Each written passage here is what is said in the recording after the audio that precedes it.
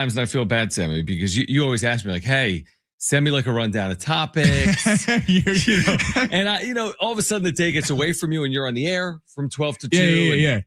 So here's the thing. And I've kind of we have a San Diego State women's basketball player that's going to join us at 2:30. I saw, Now, okay, so you saw that I wrote. Yeah, I saw the tweet. Yeah, that's right. It was on social media.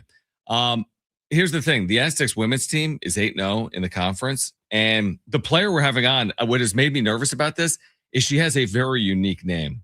And I'm going to mess it up if I say it right now. I'm going to try it again at the break. I think it's Naomi Ponganiban. Naomi Ponganiban. It's a cool name. Yeah, it's a great name. And she's had a great year, and this is a good story. So she's going to join us at 2:30. Greg Camarillo, the NFL wide receiver who's on Football Night in San Diego, he's going to swing by in studio at 4 p.m. He said that, I think he said his family was going to the San Diego Mojo tonight, maybe Viejas, the volleyball team. So he's like, can I come by with the family? I'm like, yeah, bring them all in. So Greg's going to be here at 4, and then Mark Zeigler from the UT with more on the Aztecs coming up at 4:30. I wanted to start, me. I mean, traditionally with Jim, I'm always starting with something Padres related, but the Padres are so quiet. Like, it couldn't be quieter right now. And there's plenty of time for that. And I know you guys talked about this a little bit over the last couple of hours. I'm enamored by this Phillip Rivers story.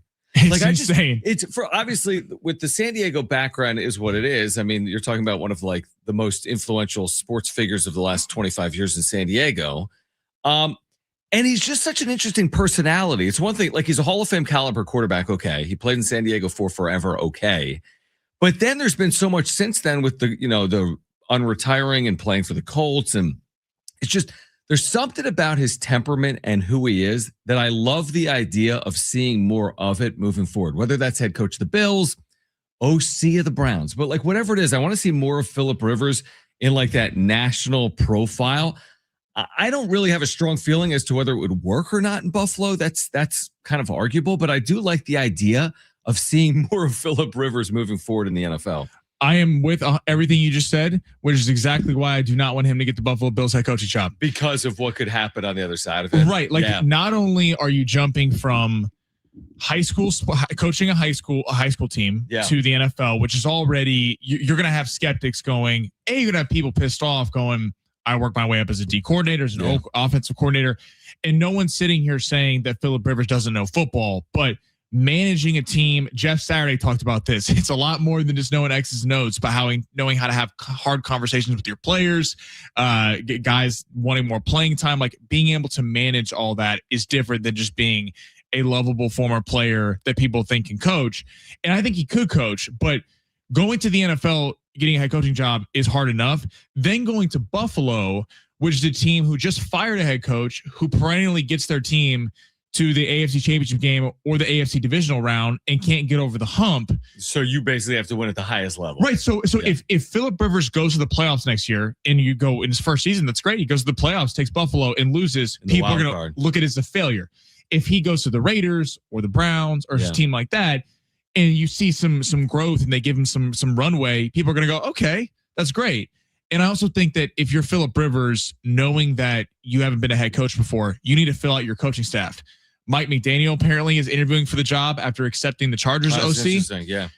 All the great coordinators that would maybe prop Phillip Rivers up, your Brian Flores on the defensive side or your Mike McDaniel who could go there, are not going to take a backseat to a guy. They want the head coaching jobs themselves. They're not going to take a backseat to go be on the staff for Phillip Rivers so Phillip Rivers can get all the headlines and then they're still stuck as the offensive coordinator there. So I just don't want to see Phillip Rivers left out to dry and then he's fired in a year and we're talking about it as a failed experiment. It's a really interesting way of looking at it. So you're kind of, I tend to agree. What you're saying is, hey, I'm all for Phillip Rivers being a head coach. Totally. But Buffalo might not be the right option right now. This would kind of be like, if, the Padres hired Craig Stammen, who's never managed and was a reliever 2 years ago, but the Padres don't have to get to the World Series next year for Padres fans to feel decent about the year. Where the Bills, new stadium, by the way, year 8 or 9 for Josh Allen, who's about to be 30. It's almost like it's pretty close to Super Bowl or bust, at least in appearance. And truthfully, in Buffalo, if you appear in a Super Bowl, you better damn win a Super Bowl because they went 0 for 4, obviously, when they went 4 straight years. I would agree with that.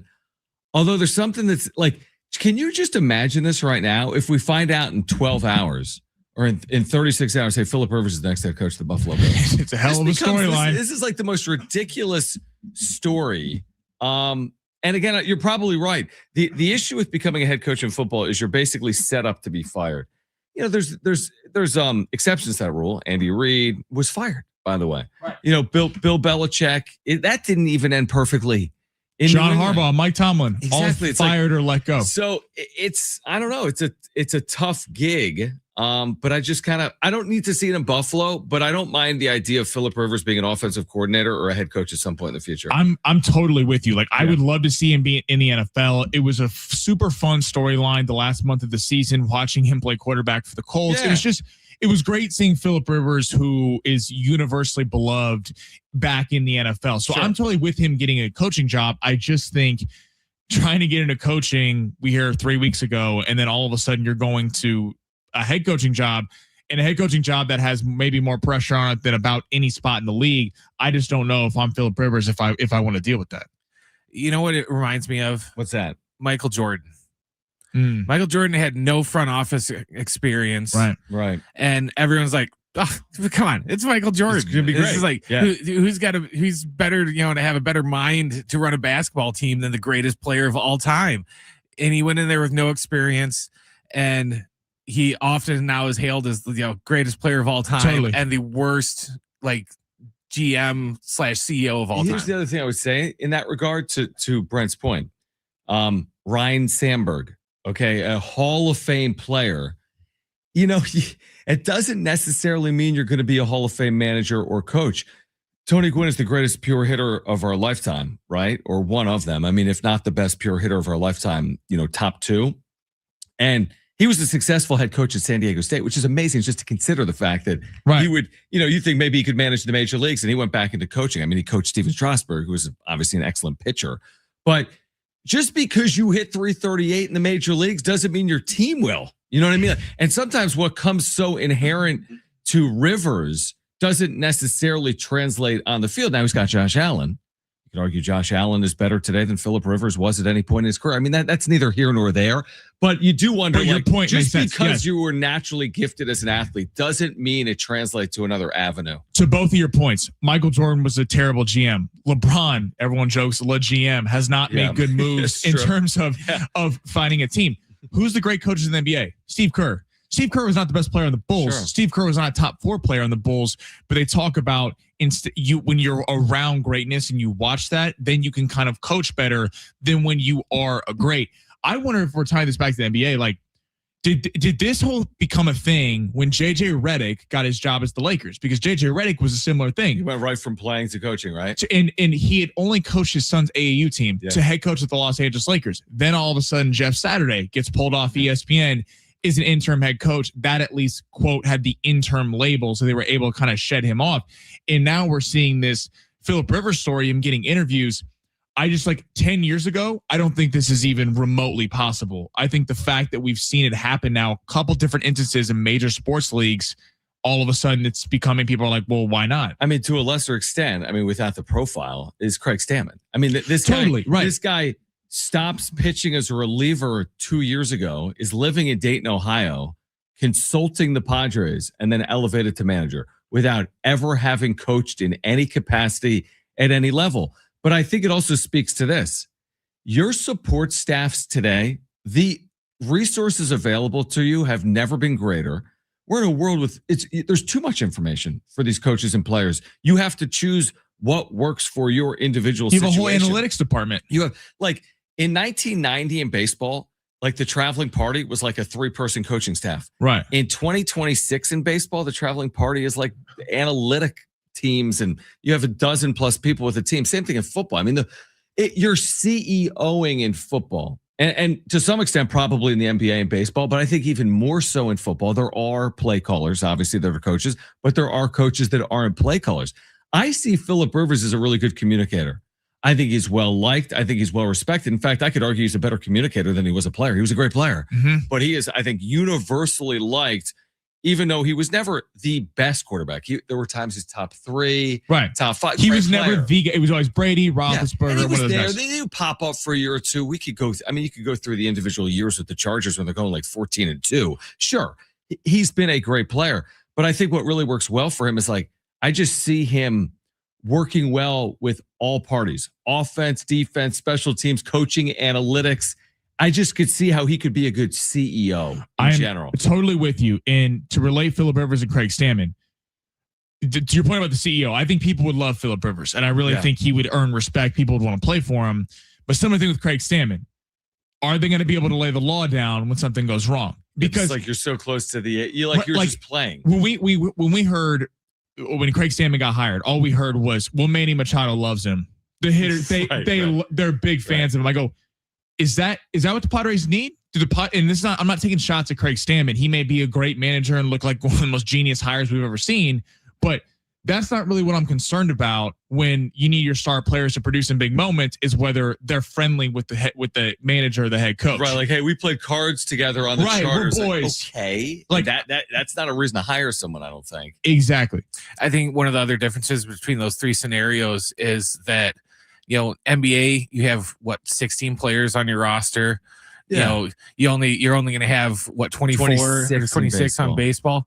NFL, you got 70, right? 53 plus active, the coaching but staff. It is 70 because it's 53 active plus a practice squad. So it's a lot more personalities and people that you have to wrangle opposed to the other two. And also, here's the thing: in baseball, like Dave Roberts was basically a first time manager, and also speaking to your point, was never like he was never the star. He has some critical moments in baseball history, but he was never like the star.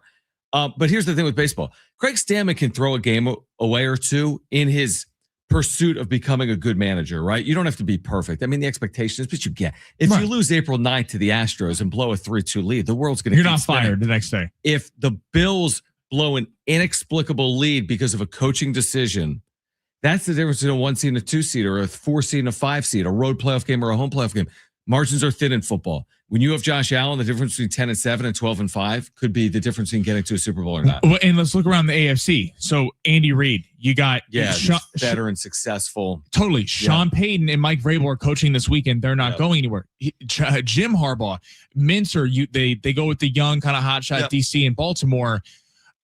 And again, I'm not taking shots at Phillip Rivers. I'd wish the best for him, but if at best you're looking at behind all those coaches, and when you're going up against Andy Reid or Mike Vrabel or Sean Payton or one of these coaches in the postseason, the chances of Phillip Rivers, although a great former quarterback, out coaching them, and considering you got rid of Sean McDermott wasn't awful. Sean McDermott couldn't get them over the hump. So then if you're that's a lot of pressure to put on a Phillip Rivers who has never done this before to go win an AFC championship game to even get there in a division with New England, who doesn't look like they're going anywhere. I'm curious what our listeners think about the idea of Phillip Rivers becoming the next head coach in Buffalo or elsewhere in the NFL. Raiders? Think about that. As long as he spent with the Chargers, that to would be head coach of the Raiders.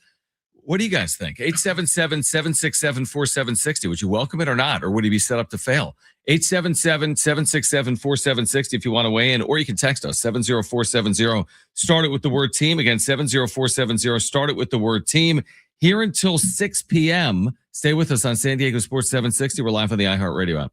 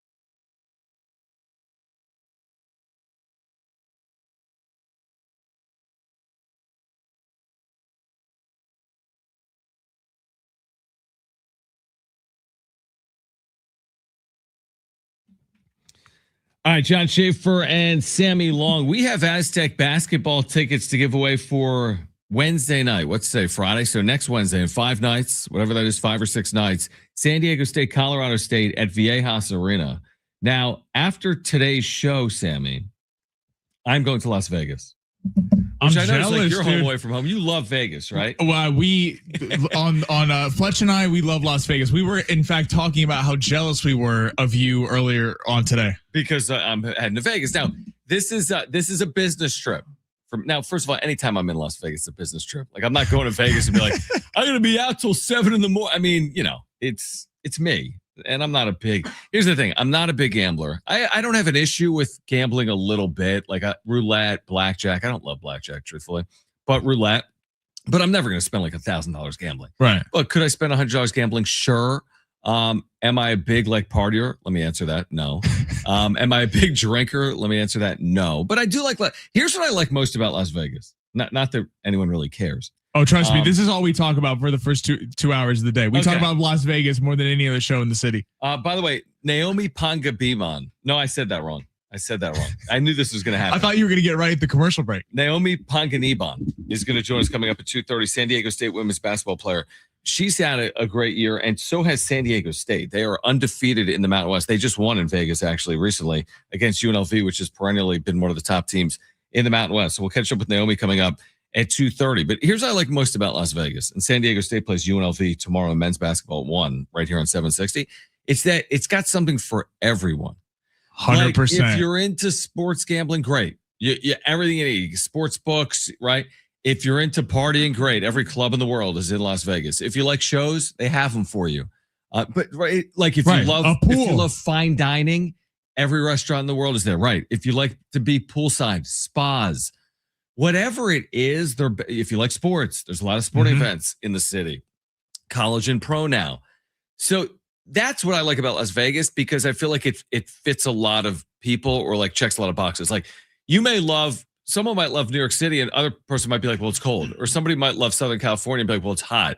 Las Vegas is it just has something for everyone. You just hit on the head why I love Las Vegas. I went to Las Vegas 3 times in 3 months last year, which is probably that's a lot. It's a lot. Not great for the bank account, but it is so true. It's the perfect place to meet people at. Get together. Yeah. Everyone flying to Vegas, because to everything you just said, it's some people are like, I want to be out all night. Some people are like, I want to be in bed by 11. You can go gamble, go to the pool, bars, clubs, whatever you want to do. It is like the ultimate playground, because it's just in the city never sleeps. So you can kind of just roll out and do whatever you want. I'm curious though, have you ever played craps? I have, but I really don't know it. I've played it, and tell me what it's called, the line where it's the pass line, right? Pass line. Okay, yeah. Yeah, which is just you're playing for 7s or 11s, or not playing for 7s and 11s. So the pass line is kind of confusing. That's just if you to not crap out, but if you put on certain numbers 5. You like craps? I love craps. It's like my game. A higher ceiling than roulette? What's the are you ever hitting at a 35-1 clip on a craps table? No, but craps is the one thing in Vegas where you actually, if you play it the right way, you have really good odds to win. They say in craps, if you double your money, get out. That's what they say. But right. So if you turn 100 into 200, 200 into 400. What's so fun is because everyone's at the table. It's not like blackjack. You're playing together. Right. So you can be betting, you and I can win.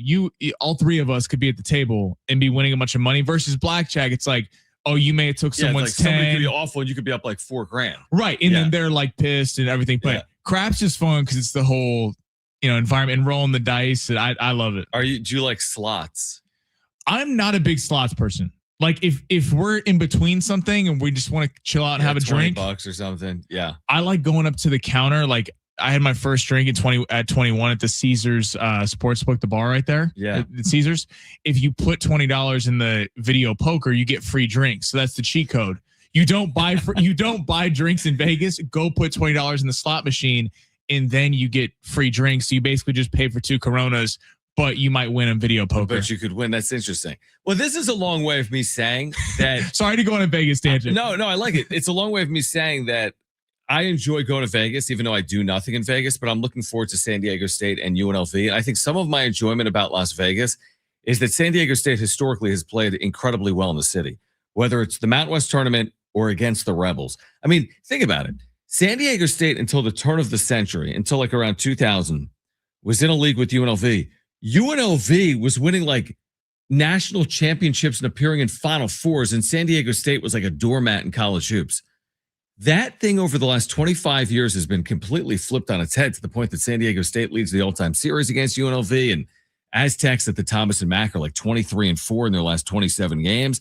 Now, this is a good UNLV team that the Aztecs are playing, but there's just something about Vegas and San Diego State where I get the vibes. I just feel like they're putting themselves in a position where they can win those games. They've got Vegas natives on their team: Taj DeGorville, Pharaoh Compton, Miles Bird. I want to say his family lives in Las Vegas, so I'm just looking forward to it. It's like it would be one of those things that if San Diego State every time they went to Vegas they lost, I'd be like, oh, here we go again. Right. It's like you're going to the big bad. I don't even know. Like you're going to Provo to play football. Like BYU's like stacked now. It's going to be hard to win. But it's like when San Diego State plays in Vegas, they've had a lot of success. And I'm hoping that continues. This is a total shot in the dark. You could be like, Sammy, that doesn't make any sense. But is it that it feels like big time when you go to Vegas? Like in the sense of like San Diego is obviously an amazing city. But it's sleepier and quieter. No, this is not even about San Diego. I'm talking about like San Diego, like when people come to Viejas to play, whether it's Mountain West Conference, game, yeah. It's like a big deal. You're in San Diego, you're in a big city, it's a massive crowd advantage.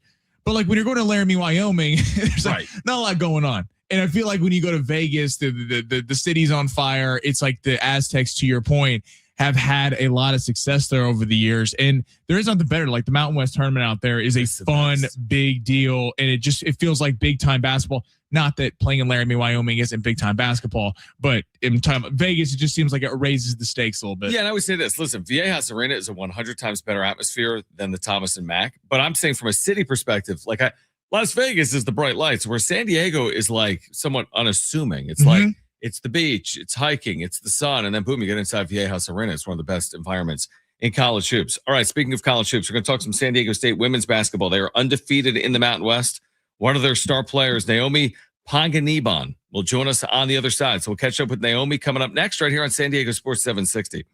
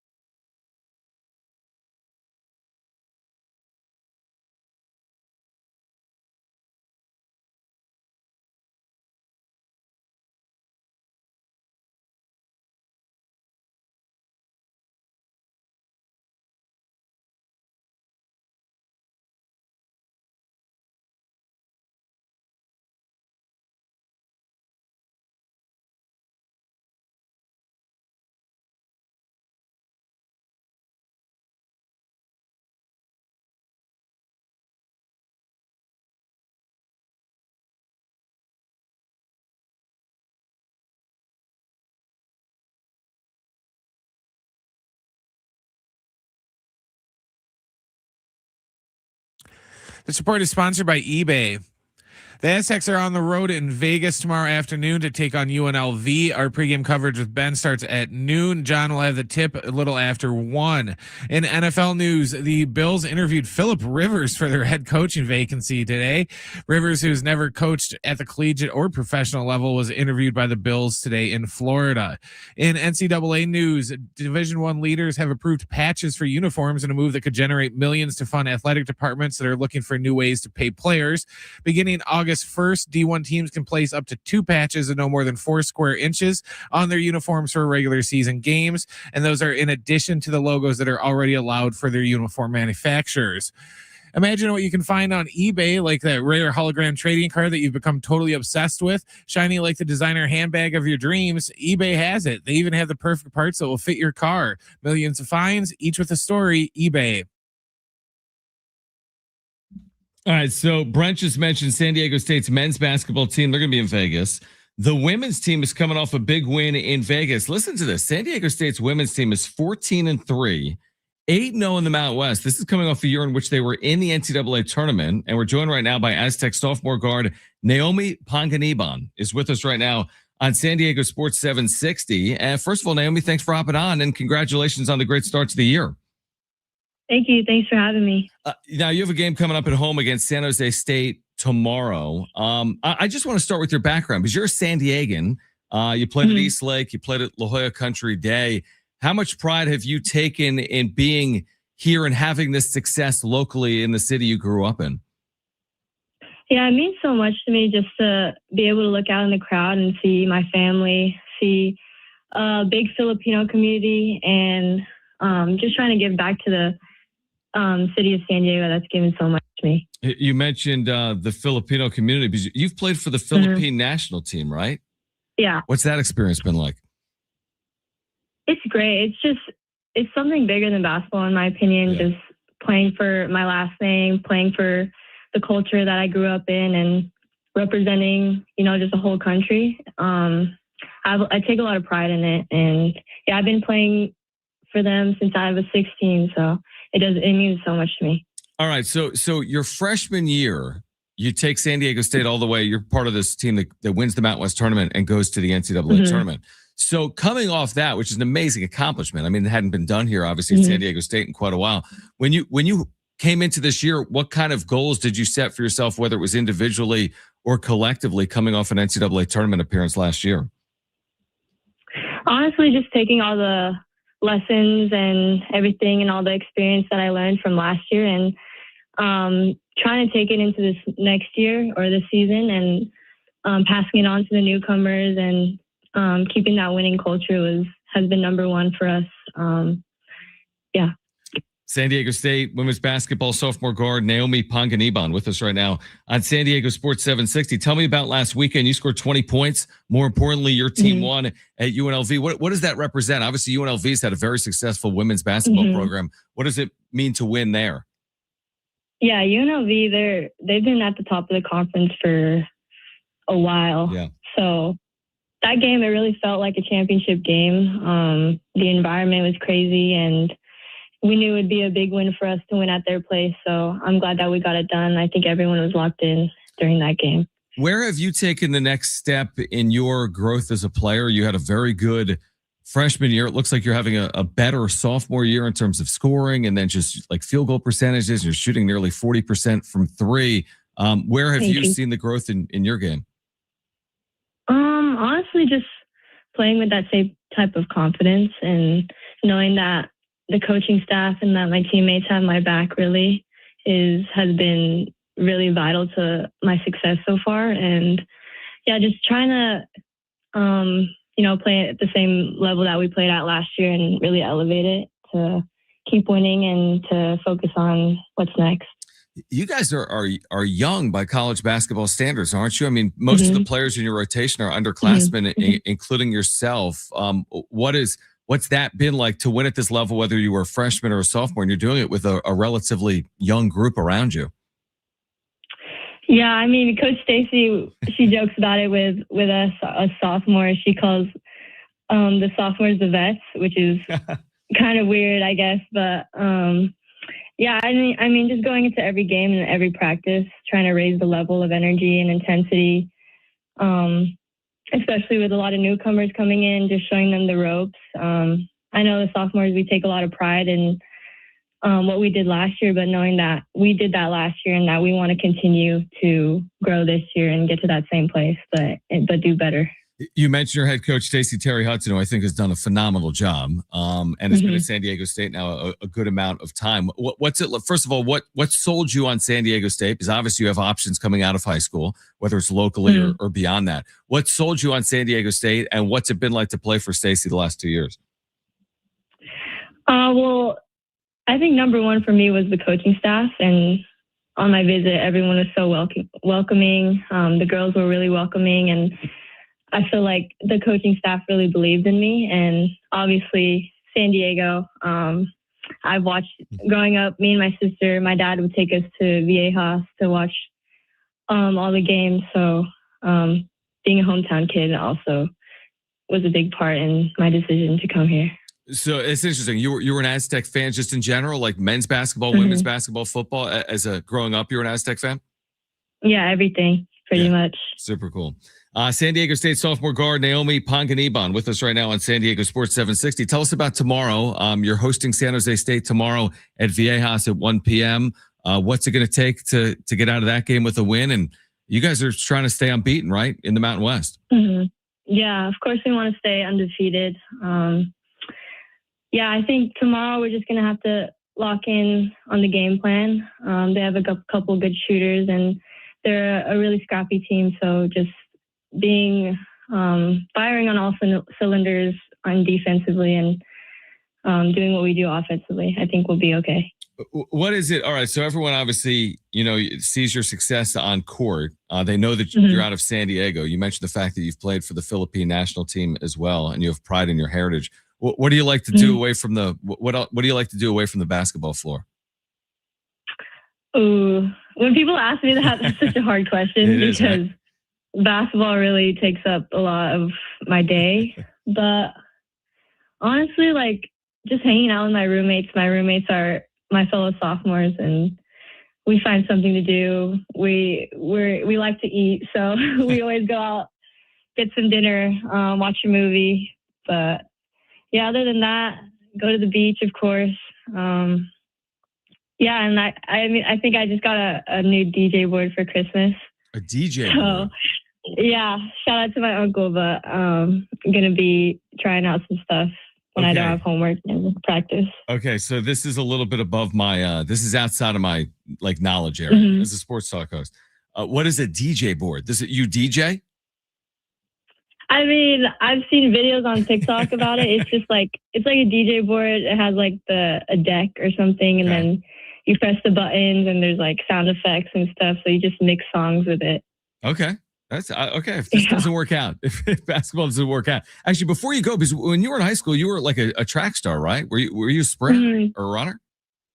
Yeah, I did track in the spring after season ended, of course, for 3 years.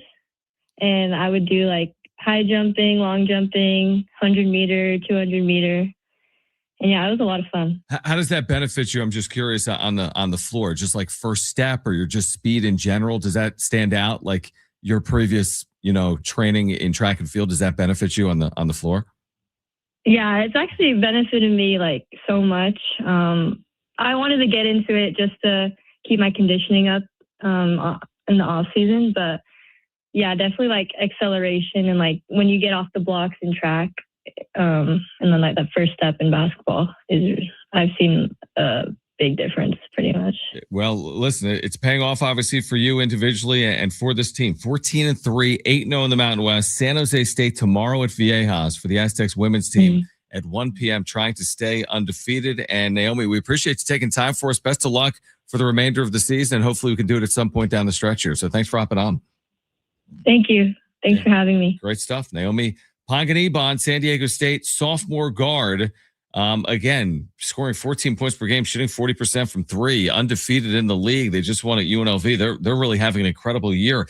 Obviously, there's so much discussion locally about the Aztecs men's program. I'm telling you, Stacey Terry Hudson, the women's head coach here in San Diego, has done a phenomenal job.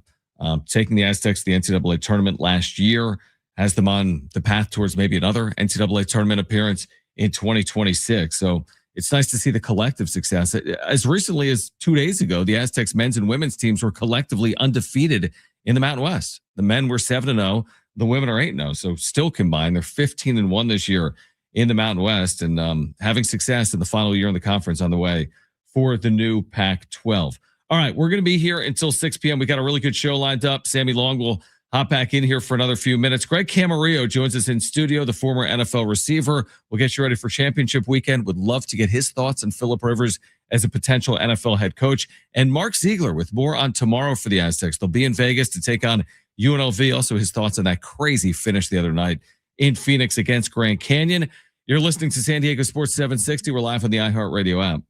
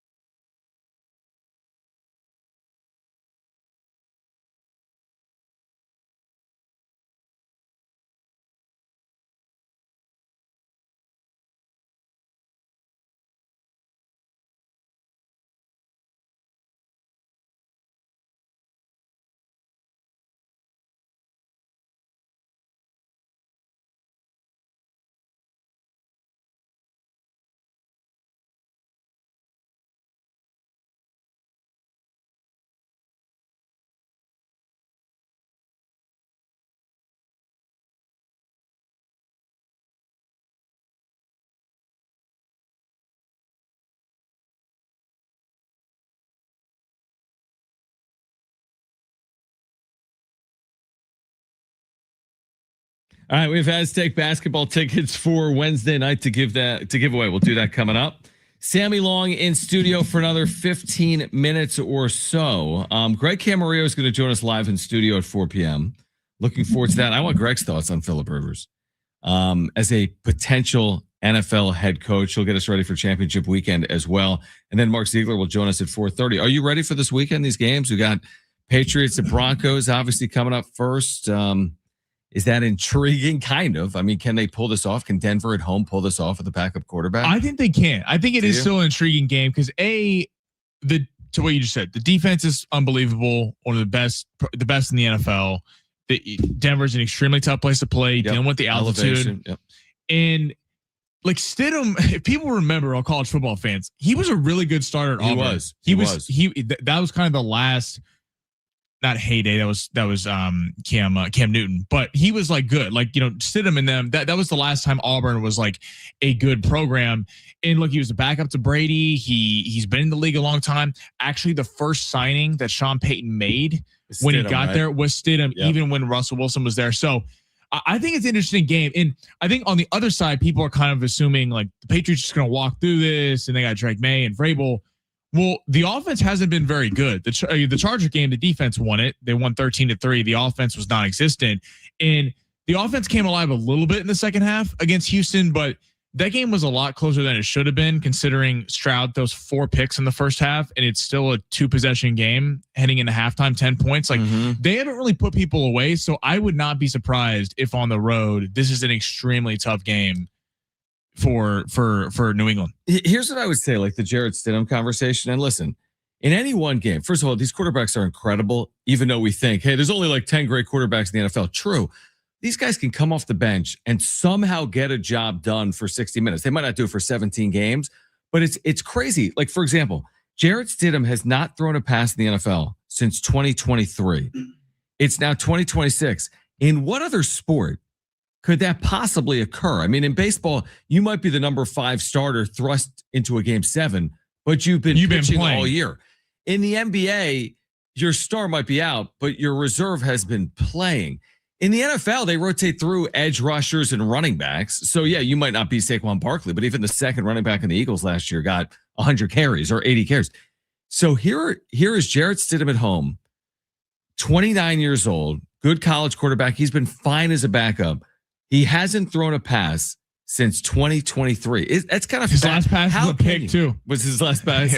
He's thrown 8 touchdowns in his career and 8 interceptions. But like, imagine that. You've been working in training and understanding a playbook for years, and you've been an understudy that long, and now you're thrust into the starting job. That's kind of fascinating. Well, I think with Stidham too, there's also this thing in the NFL we've seen sometimes when the backup quarterback comes in, you don't have tape on him. So he's doing things a little differently. Right. Although Bo Nix is certainly a better player than Jarrett Stidham, and obviously Denver fans would rather have Bo Nix playing at the quarterback spot.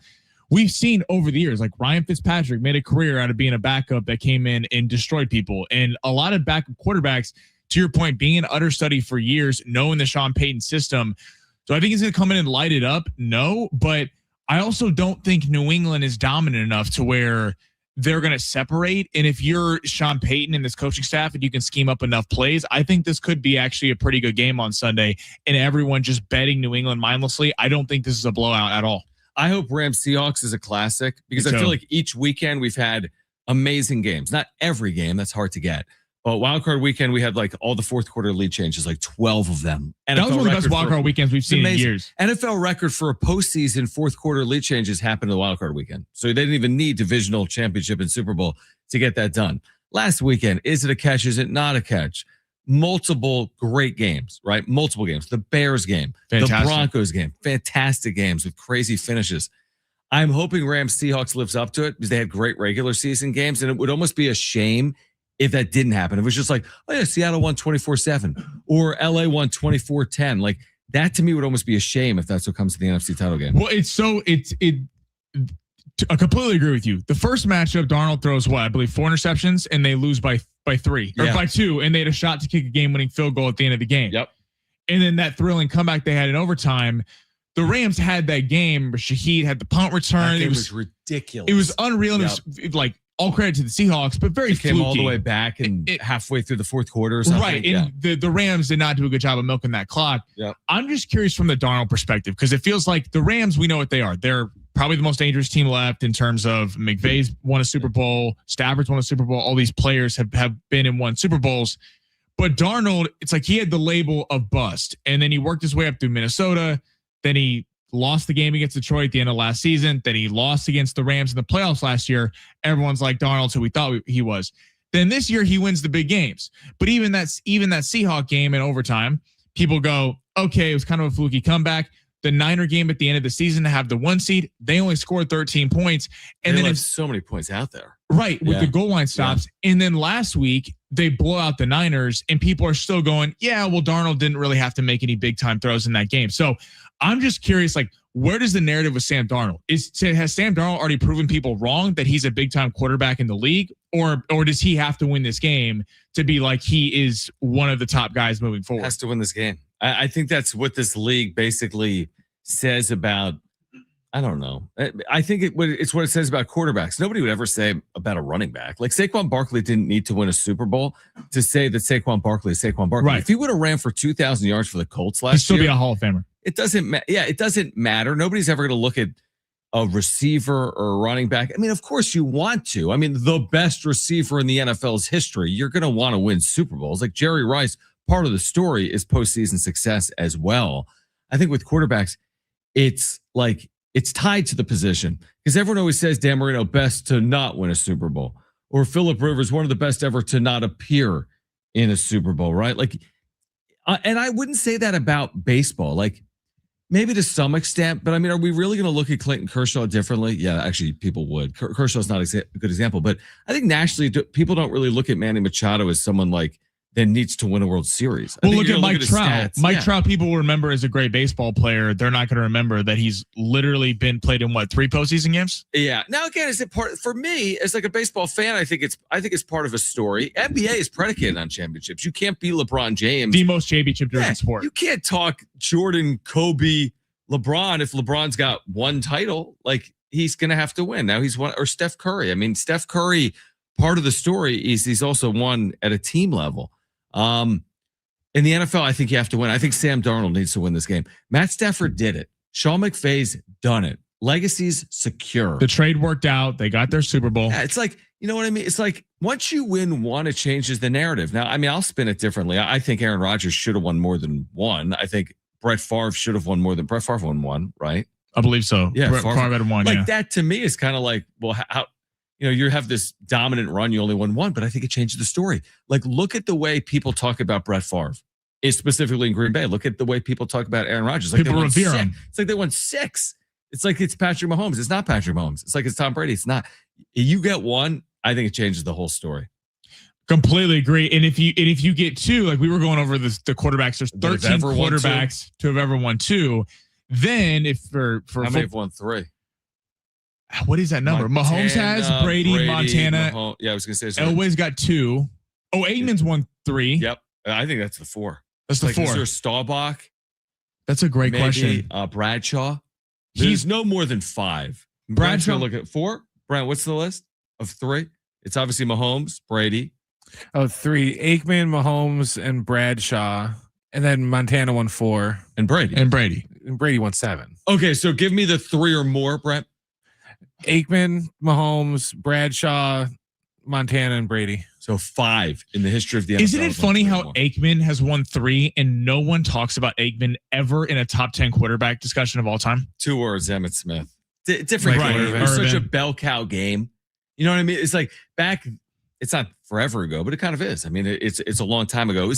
Look at his career passing numbers compared to like Phillip Rivers, and then compare it to Patrick Mahomes and compare it to Tom Brady. It doesn't compute. Where Emmitt Smith's career rushing numbers are going to stand the test of time. But yeah, I mean, he was a great quarterback. Right. He was a great quarterback. And I think what your point about the NBA is like the NBA winning one championship. Like if Nikola Jokic finishes with one championship in his career, people are going to go kind of underperformed. Like, for his talent, kind of underperformed. Winning a Super Bowl is arguably the hardest. You could argue World Series, but I'm going to go with Super Bowl is the hardest one to win because you're not even playing one side of the ball. It's like, winning one, and then if you win two, if you're Stafford and you win two, where does Stafford go in that discussion? We've had that conversation too. I think for a lot of quarterbacks, you get one and it really changes the story or lifts them into this like pantheon, so to speak. Again, it's like, what is Brett Favre without a Super Bowl ring? But he's got a Super Bowl ring. Is that, what is Aaron Rodgers? Like, you have to have it to tell the story. Where would Rivers be if he had a Super Bowl ring? Completely elevated to another tier and another status that he's not currently in. All right, Sammy, great stuff, man. You guys are the best, man. I'll put something on black for you in Vegas. Yes.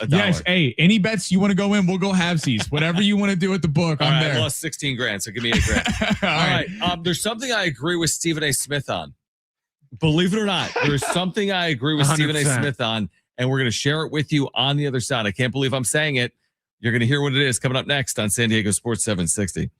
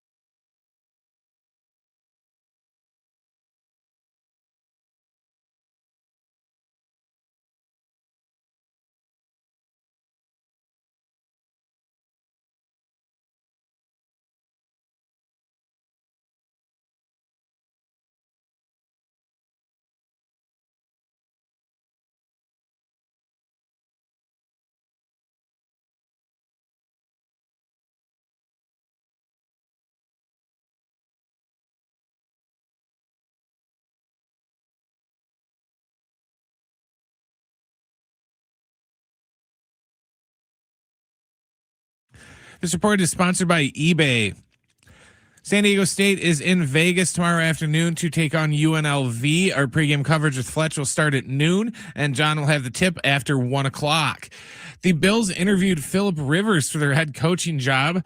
Rivers, who has never coached at the collegiate or professional level, was interviewed by the Bills today in Florida. In NCAA news, the Division I leaders approved patches for uniforms in a move that could generate millions to fund athletic departments that are looking for new ways to pay players.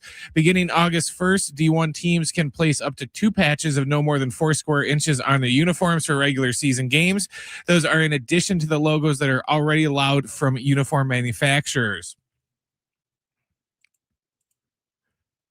Imagine what you can find on eBay, like that rare hologram trading card that you've become totally obsessed with. Shiny like that designer handbag of your dreams. eBay has it. They even have the perfect parts that will fit your car. Millions of finds, each with a story. eBay.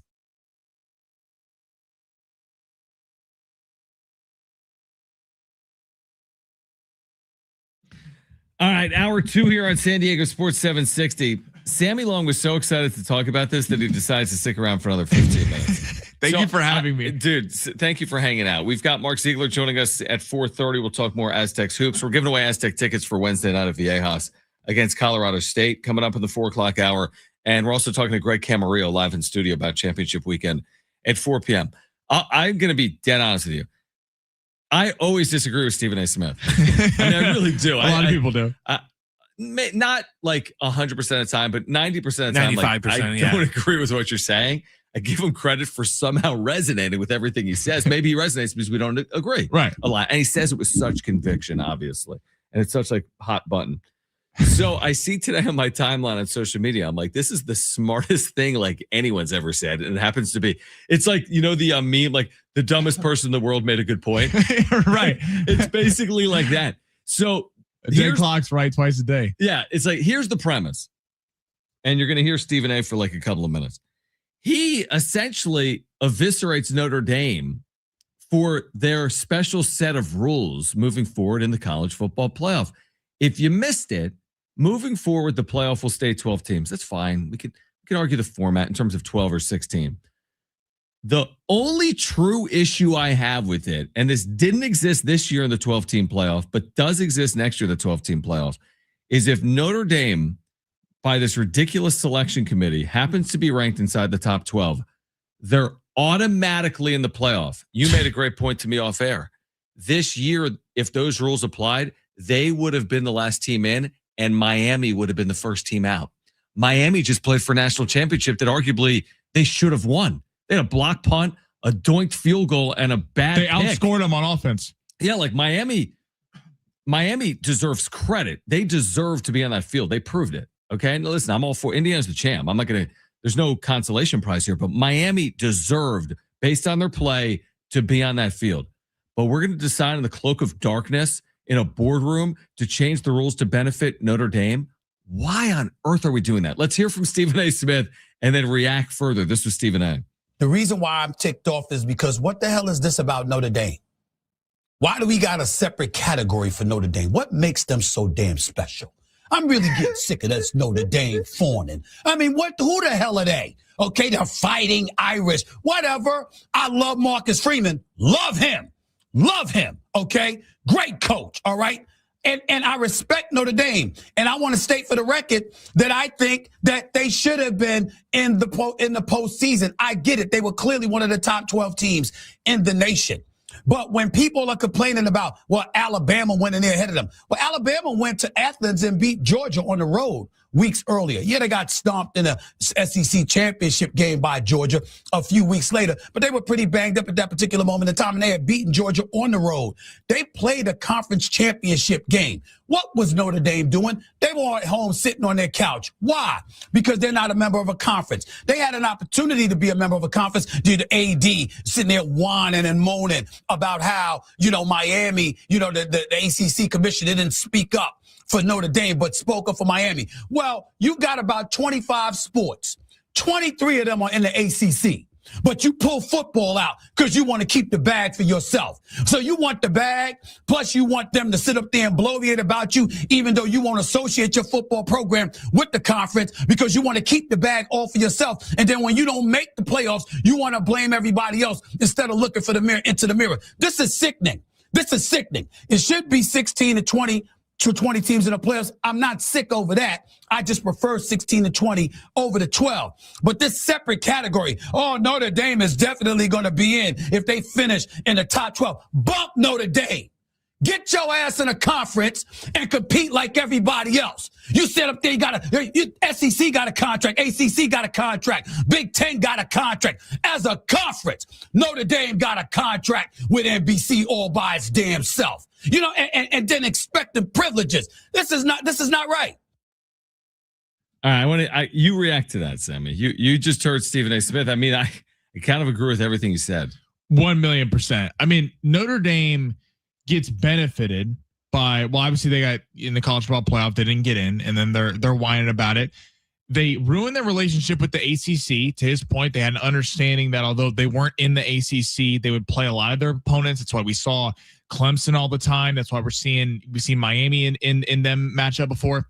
Then USC realizes, wait, outside of the tradition, which as someone who's followed USC football his whole life, I've always loved the USC Notre Dame game, but USC goes, wait, so we got to go play Penn State, Ohio State, Michigan, Indiana.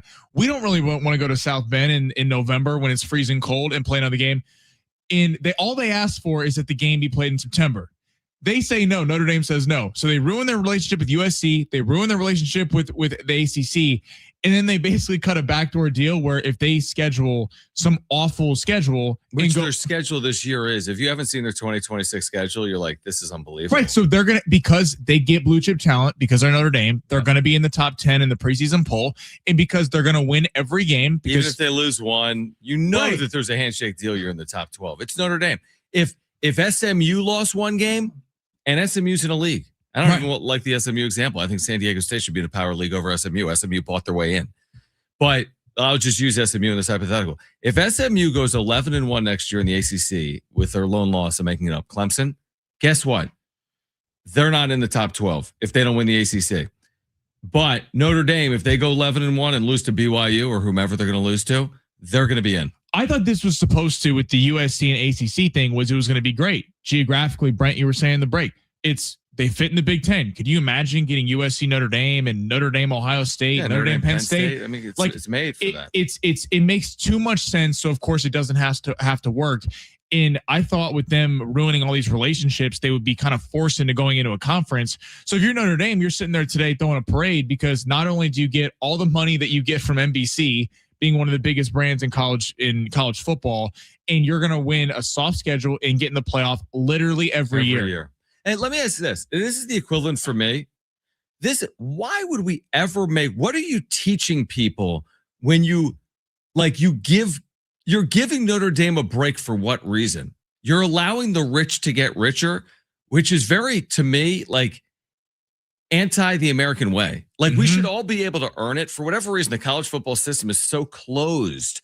Like it's not inclusive. It's the opposite of that. This is like if you said in the NFL, listen, the Raiders have meant so much to this league and they were in it from day one that if they go 9-8 or better, they're in over a 10-7 team in the AFC. It's just the Raiders are more important to this league than Jacksonville. So when you create special rules, you're setting yourself up to fail. It's the only sport we do this in for whatever reason. College basketball, we let the champion of the Northeast Conference in the tournament. But in college football, for whatever reason, we create these ridiculous rules. To why? Why does Notre Dame need to be appeased? By the way, there's other independents in football. This is getting in the weeds. But why doesn't UConn have an exemption in football? And by the way, because UConn basketball has been really good, should they have a little sweetheart deal? You know what? If UConn wins 17 or more games, they've won 5 of the last 25 national championships. Yeah, it's UConn Husky basketball. They've won 5 of the last 25 championships. If they win 17 games, they're in. People would laugh at that. People would say that is completely unfair. It's un-American. Like we've been raised to believe hard work pays off, right? You're going to be rewarded for it.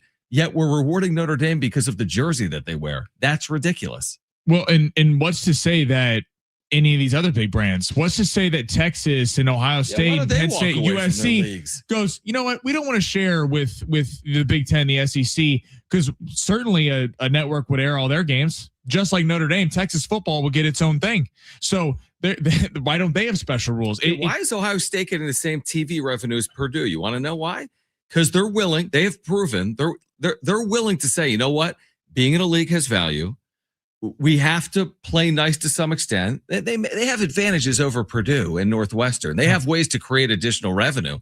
But I think that they've understood the value and the benefit of being in the Big Ten Conference. But you're right. I think by doing this for Notre Dame, you're opening the door for other schools to ask for the same thing. USC, Texas, Ohio State, Alabama, Georgia, etc. Two things. We've kind of been joking for a month that we think it would be funny, if Mr. Beast just went and threw in like 100 million. Marshall. Yeah. Yep. He should just do that to UConn because they're the only other independent in college football. Right. And then when they finish in the top 12 and try and leave them out, be like, no. You said that whenever they get in, they should get in. The Notre Dame thing, it kind of reminds me of the Dodgers in a way, to where the Dodgers don't need all these deferral advantages and everything. They have plenty of money to sign, who they want. They don't need these advantages, but they still are granted them and given to them. Just like Notre Dame. Notre Dame doesn't need any of these advantages.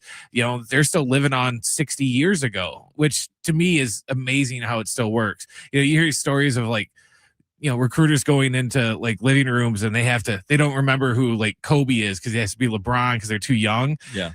How the hell do you go in and pitch Notre Dame? And it's like, well, back when there was black and white TVs, we were really good. Well, to that end, right. To that end, Horseman, Newt Rockne. Yeah, exactly. Yeah. To that end, like, what is Notre Dame football? They were in the championship 2 years ago against Ohio State and they lost. Outside of with Brian Kelly in the early years, they've been a massive disappointment when they've got in the college football playoff the last decade and a half. Dude, the most famous thing Notre Dame football has been known for in the last 40 years is Manti Te'o's imaginary girlfriend. Right. That's a real story. Exactly. Yeah. I mean, listen, it just speaks to, I referenced this yesterday. I forget if it was when Sammy was here for the hour that he was here or not. There's this Dr. Seuss book, The Lorax, where it's like, these two cartoon characters can never see the same. Yeah, the story. Yeah. And I think it is the Lorax where it's like these two people are standing in each other's way and they literally build a city around them because they're unwilling to budge.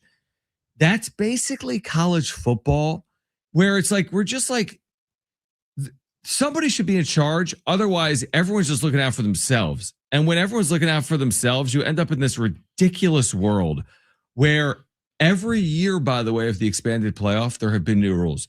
The first year, Boise State was one of the top 4 conference champions. They got a bye. They got rid of that rule. And then all of a sudden it was based on seeding. Okay. Then it was the top 5 conference champions. We had 2 group of 5 champions in. They got rid of that. In 2026, it's the 4 P4 champions plus one other league. They keep changing the rules to benefit those that are already benefiting the most from the system anyway. And I don't like that. I don't like that. And I thought it was like, I'm about to get out of here, but it was like, they didn't want the PR hit of Notre Dame not making the playoffs. Like that was a big deal. People thought that they kind of got jived and they kind of went away when Miami went all the way. But so what's going to happen next year when inevitably they're going to get in and the first team out, which is probably going to have a much better resume than Notre Dame, is complaining. Are we going to make rules for them? No, they're not. You're right. I mean, it's just, again, it's like the worst person in the world makes a great point. Stephen A., I would agree. I agree with everything that he had to say. Sammy, thanks for hanging around. Thank you for letting me come on for 15 more minutes. Have a good weekend. All right. We've got Greg Camarillo in studio joining us at 4 p.m. with more on championship weekend in the NFL. We have Mark Zeigler joining the show at 4:30 to preview San Diego State and UNLV tomorrow afternoon in Las Vegas. We're here until 6 on San Diego Sports 760. We're live on the iHeartRadio app. Bump Notre Dame.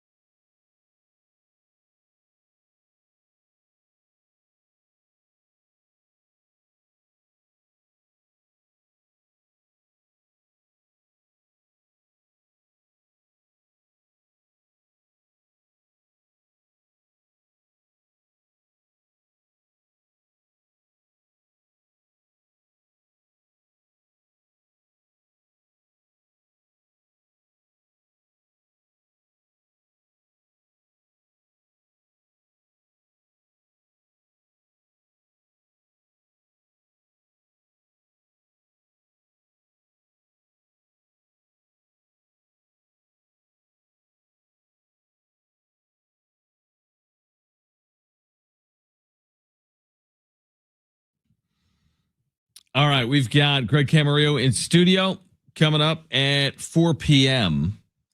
And at 4:30, Mark Zeigler will join us. We'll talk Aztecs and UNLV running Rebels.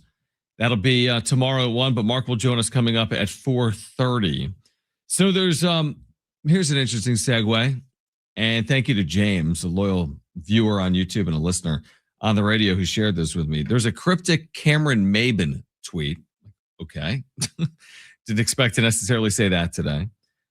This is what Cameron Maben tweeted when this was yesterday. I thought it was this morning, but I guess it was yesterday. This is what he says. Man, ...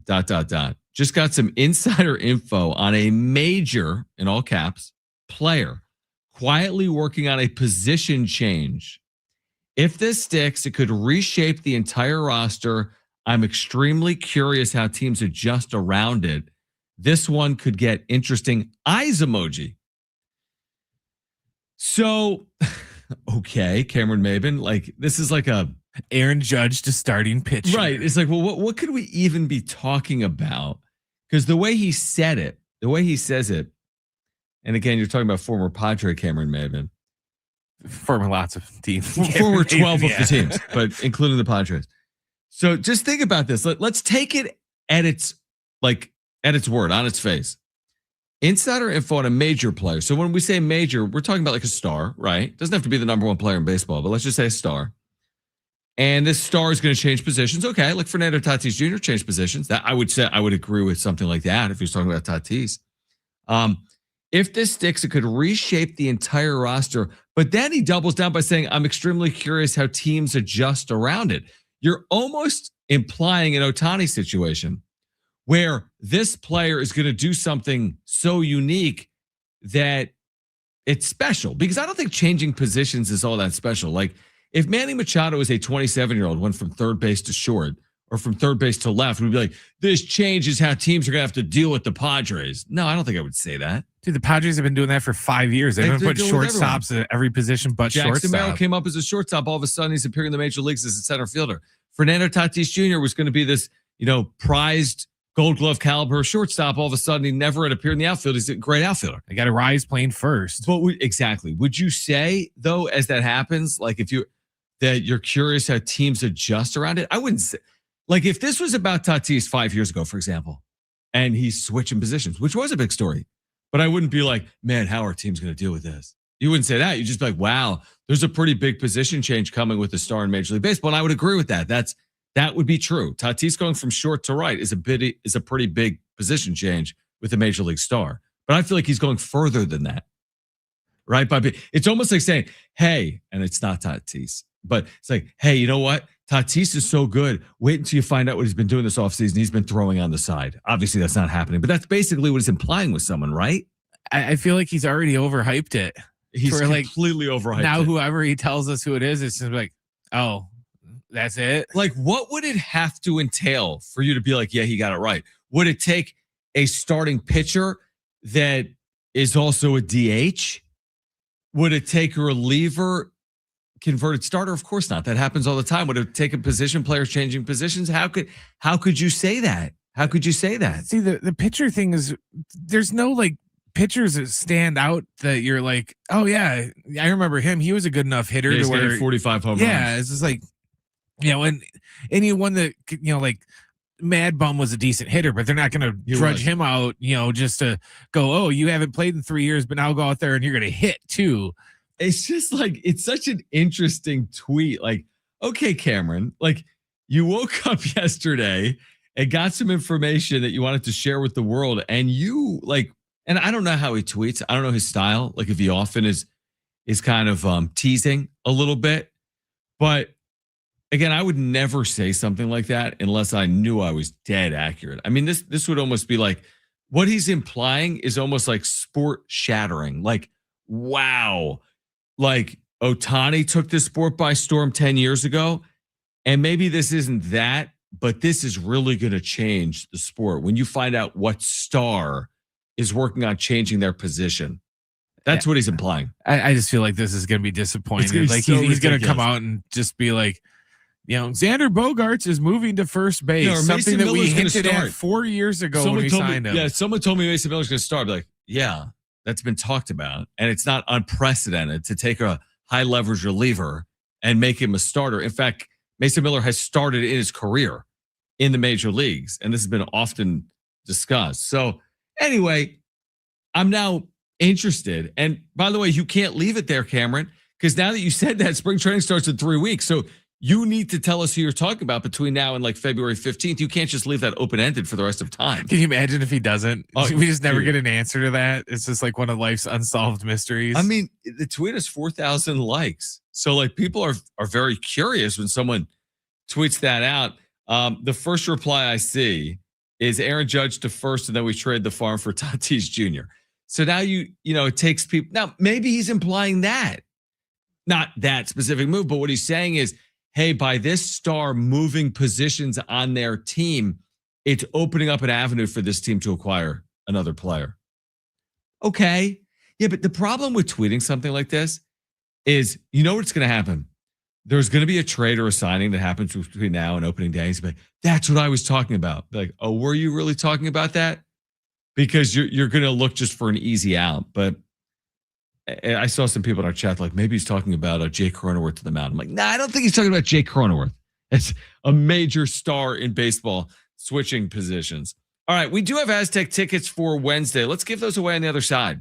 I said we'd do it in the 4 o'clock hour. Let's do it in the 3 o'clock hour. We'll give away some Aztec tickets for Wednesday night against Colorado State. We'll give those away on the other side. Coming up at 4 p.m., Greg Camarillo is going to join us in studio, the former NFL wide receiver. Football night in San Diego as well on NBC7 will join us at 4, and Mark Zeigler is on the show talking Aztecs hoops at 4:30. Stay with us on San Diego Sports 760. We're live on the iHeartRadio app.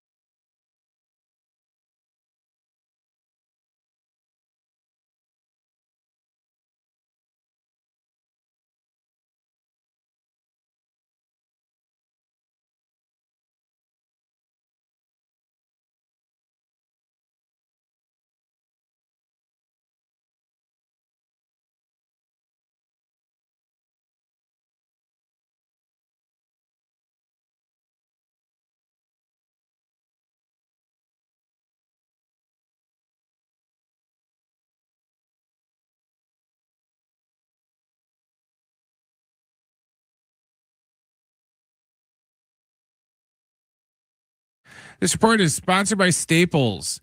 The Aztecs are in Vegas tomorrow afternoon to take on UNLV. Our pregame coverage will begin at noon. John will have the tip after 1 o'clock. The Bills interviewed Phillip Rivers, yes, that one, for their head coaching job today. Rivers, who has never coached at the collegiate or professional level, was interviewed by Buffalo today in Florida. And in NCAA news, the Division I leaders approved patches for uniforms in a move that could generate millions to fund athletic departments that are looking for new ways to pay players. Beginning August 1st, D1 teams can place up to 2 patches of no more than 4 square inches on uniforms for regular season games. Those are in addition to the logos that are already allowed from uniform manufacturers. It's a new year, and Staples has fresh deals to get you fully equipped for 2026, like up to $120 off HP Smart Tank printers. This deal means business, and so do these printers. Shop in store and online today. Staples, that was easy, ends January 31st.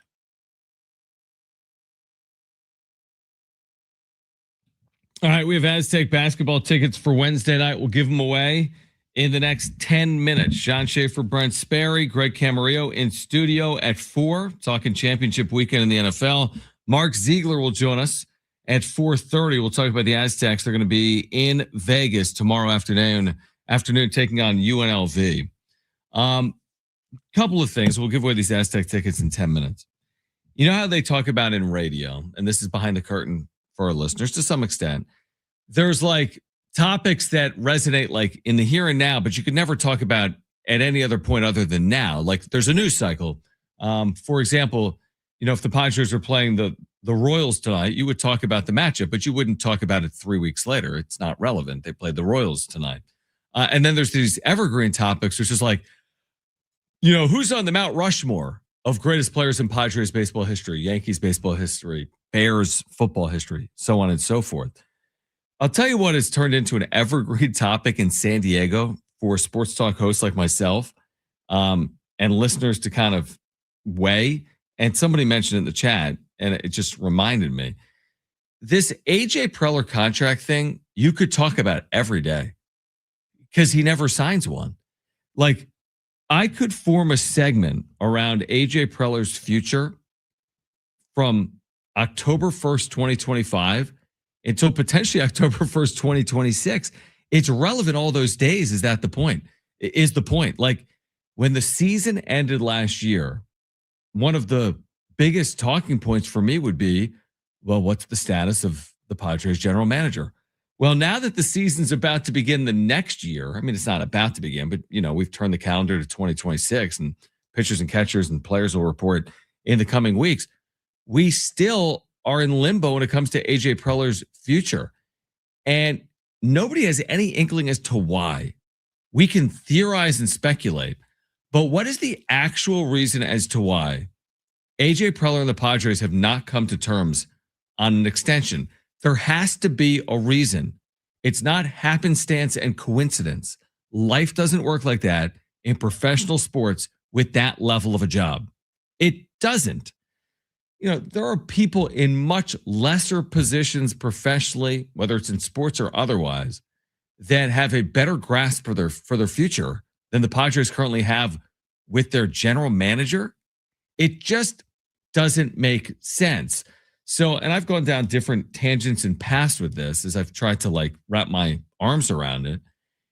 And I'm probably willing, I've said this before and I'll double down on it. I think it has as much to say about what does AJ Preller want to do with his future than what do the Padres want to do with AJ Preller. Like I'll spin it the other way. The Padres have publicly said, not often, but they have stated publicly this offseason that they desire to extend AJ Preller. AJ Preller is beating around the bush. Now, that's not a surprise. He beats around the bush with like Fernando Tatis Jr., Manny Machado, with every topic. That's who he is. He skirts topics. He's an expert. He's like a Bill Belichick in terms of not saying anything when he talks. You know, he speaks more than a Belichick would, but he really doesn't say anything if you're listening to what he is saying. He's not really giving you what you're seeking. But if the Padres have said publicly, we want to extend AJ Preller, we see him as our long-term general manager. I mean, he's already been there long-term. I think he's the second or third most tenured general manager in the sport, which is insane. But the Padres have already stated that publicly. That then leads me down the path that AJ Preller has a reason why he hasn't signed that piece of paper. Doesn't mean he's not going to be here long term, but what it does mean to me is there is a reason why he hasn't put pen to paper.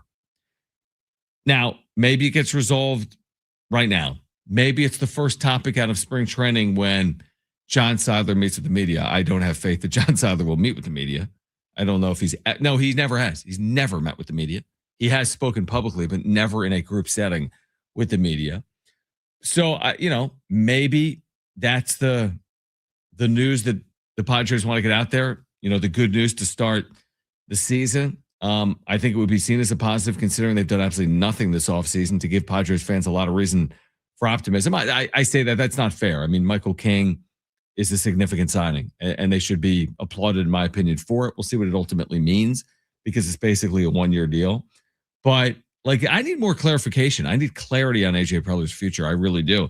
And while it's a little bit like the Padres exploring a sale, it's not going to come up in conversation every single day, but I'm telling you right now, it's a massive story. Same thing with Preller's future and his contract. It doesn't come up every single day, but it is a massive story. And if it's April 19th and the season's underway and we have no clue what Preller is going to be doing after 2026, that's going to remain like a topic of conversation throughout the season. Pitchers and catchers report February 11th. So about 3.5 weeks. Yeah.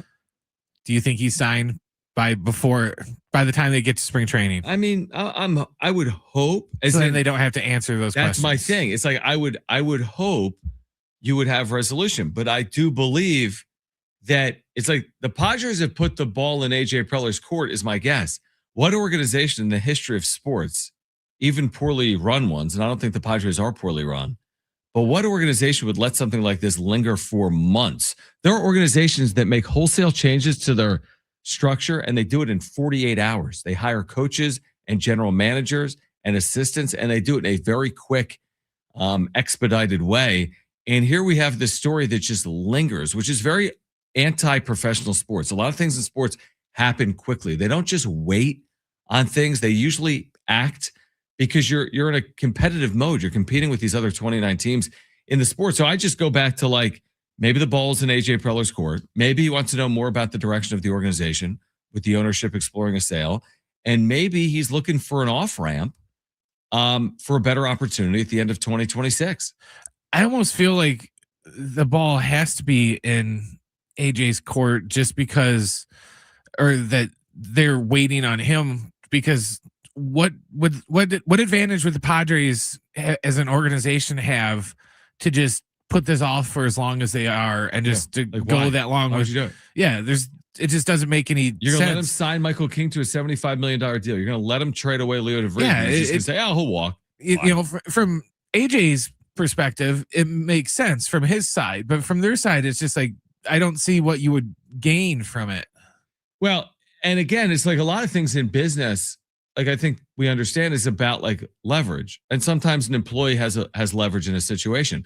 In our business, let's say on an FM radio station, let's say the show is getting a lot of listeners, and let's say it's getting a lot of advertisers and creating a lot of revenue for a company like iHeart. Well, a company like iHeart wouldn't want the host to walk away from that show. Those hosts are creating a lot of revenue for iHeartRadio. Therefore, they might be inclined to extend a contract, to up the offer. So it's like in that example, the hosts have leverage. I just feel like right now, AJ Preller has leverage over the Padres organization. Why would they want to get rid of him? I mean, because they're not winning at a good enough clip in the postseason. Are we really going to pin that all on AJ Preller? I think he's proven well enough over the last handful of years. He's capable of doing the job. He's capable of putting the Padres in a position where they can compete for a title. Hasn't happened, but they've certainly competed for a title. So it just feels to me like they need him more than he needs them. And when you're in that position as an employee, you've created leverage. And, I do think there's a scenario where the 2026 season ends, and whether it's successful here or not, he would have other suitors. And there weren't as many suitors this offseason. So this wasn't the offseason to make the jump. Now he was under contract for 2026. I still think he could have gotten out. If there was a scenario, I'm making it up, where the Red Sox approached the Padres and Preller were like, listen, we're going to strong arm you here. You've had him for 11 or 12 years. we want him as our next GM. We're going to double his salary. He's got 1 year left on his deal. Let him out of this deal. Then they probably could come to terms on that. But that hasn't presented itself this offseason. You just wonder next offseason, if he's a free agent and there's multiple vacancies around the sport, how coveted is he? And I think he's coveted. I'm not saying he's the most coveted executive in the history of the sport, or like everyone is going to be throwing out gobs of money for him. But I do think, based on the job he's done in San Diego, he's coveted enough. And I think he can do better than, for example, the Colorado Rockies. Rockies were like the only example of a team that had an opening this offseason. Well, why would he go to Denver? It doesn't make a lot of sense. I don't think you're just going to do it for financial means. You're basically starting over if you go to Denver. But let's say an opportunity next offseason is him making it up. San Francisco, Boston, a place with upside, with resources that isn't necessarily maybe the Dodgers or the Yankees, but, maybe gives Preller an opportunity to, I don't know, continue his career elsewhere beyond San Diego. So again, the longer it lingers, the more it's going to be discussed. And I think it's fair to discuss and ask the reason, why has he not yet signed this extension? Call right now if you want Aztec tickets for Wednesday night against Colorado State. San Diego State men's basketball against Colorado State Wednesday at 7:30 at Viejas Arena. Caller 4. You have 2 free tickets. Great giveaway. Huge game. They all are. San Diego State and Colorado State Wednesday night at 7:30. 877-767-4760. Call right now. Caller 4. You have 2 free tickets to Wednesday's game at Viejas Arena. 877-767-4760. Greg Camarillo joins us live at 4 p.m. in studio to talk about championship weekend. Mark Zeigler on the Aztecs at 4:30 on San Diego Sports 760.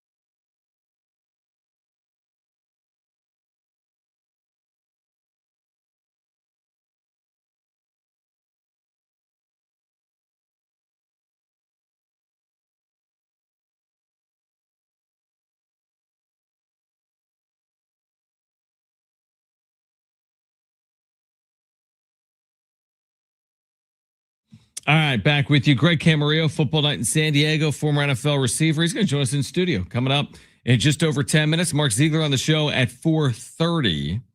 All right, there's a lot to react to. And we can continue that Preller conversation as well throughout the course of the next couple of hours. I think Brent and I are both intrigued by a story that I think just sports fans in general will find interesting, which is, okay, in college athletics, they're trying to create more revenue. We have rev share. We have NIL. We have expenses. I mean, I get it. It's to keep up with the Joneses, no pun intended. My son's name is Jones. Even at like Ohio State and Texas, like they're creating revenue. They're trying to stay ahead of the curve. And certainly that's happening elsewhere as well throughout the structure. So what the NCAA approved today, and this was widely expected that they would approve it to create more revenue for these schools, is now Division I football programs can put patches on uniforms. We saw this in the NBA. This is common practice in European soccer, right? Like I wasn't very familiar with this as a kid because I didn't watch a lot of European soccer. But today, because it's on in America constantly, you just throw on like NBC and they're showing the Premier League. Like it doesn't say Manchester City. It says, and I don't know who their sponsor is, it says Toyota. Like it doesn't even say it. Now in America, we haven't gone as far. In the NBA, for example, it says Lakers. It doesn't say Toyota. It's still the Lakers jersey with now is it a Wish logo? Yeah, for the Lakers are Wish. So, it's I'm making it up, a 3-inch by 3-inch patch. Let's use the Padres as an example. I think it's been fine. The Motorola patch, it's simple. It's not over the top in your face.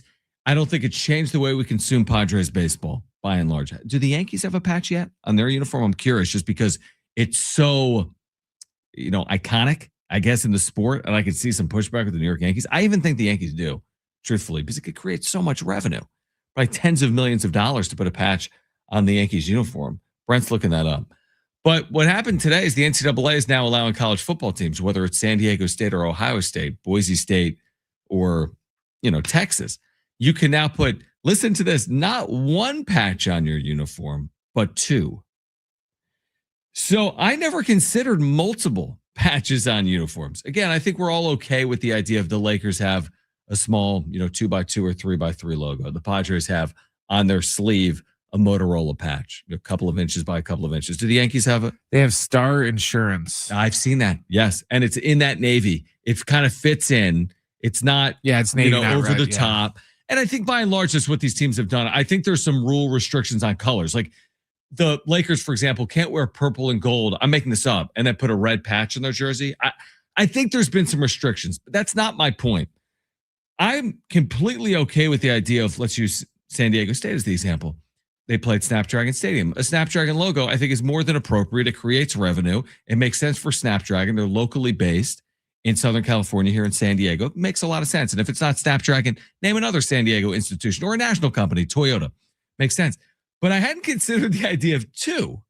Now, we know the way, for example, NASCAR has traditionally treated the sport. We're accustomed to it. We're familiar with it. It's not just one primary sponsor. There are dozens of logos, truthfully, either on the driver or on the vehicle for the driver. We're accustomed to it. We accept it. Again, European soccer, it's been going on for, I think, decades. College football, I was okay with the idea of 1. And this is, by the way, I think 4 square inch patch. I don't know if it's 4x4. I think it's 4 square inches, Brian. Is that right? He has in the update, I think. No more than 4 square inches. All right, so 4 square inches is only 2x2. Is that correct? Square inches, yes, is 2x2. So it's not massive. But where are you going to do it? So you got a Nike swoosh on one side or a Jordan brand on one side or Adidas. You have oftentimes right below the collar, like an Ohio State logo or an Aztec logo right there. And then the opposite side, you got that open side of the chest. That's where I thought, okay, you put the Motorola logo. Where are we putting the second? Are we putting it in the sleeve? Sleeve would be my guess, yeah. We're getting a little busy. It's just my only concern. Like, for example, the Aztecs to me have like a really recognizable look, specifically from a helmet perspective, right? A lot of these programs do. They're very recognizable. Penn State, Texas, Oregon, who even knows? They have all these uniforms. They're going to put patches everywhere. I wonder what it's going to look like. Like the Oregon Ducks, who have made their rise through like this introduction of unique logo and uniform combinations. They're now putting a couple of patches on their uniforms. What is that going to look like for Oregon, which is like enamored with their look and feel? Are they going to double down on the swoosh? Are they going to have a swoosh on one side and a swoosh on the other because they're sponsored by Nike? So I guess my point is I'm curious.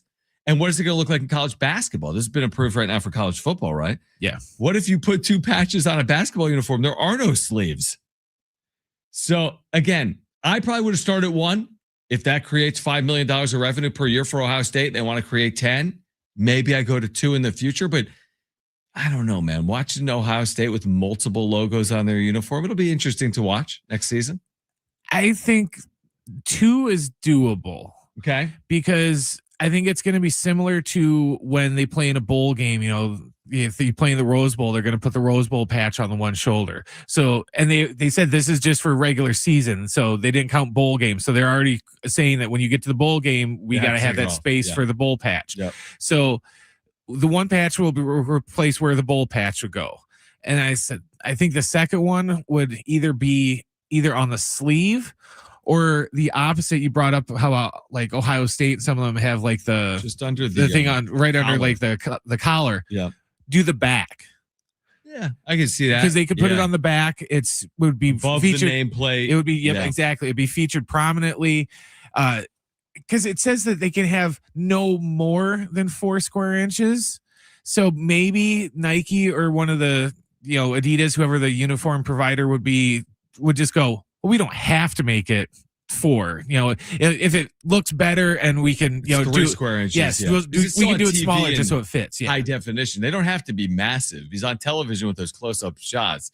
It doesn't have to be as long as it doesn't go like you hinted at the NASCAR route or like the European soccer route to where,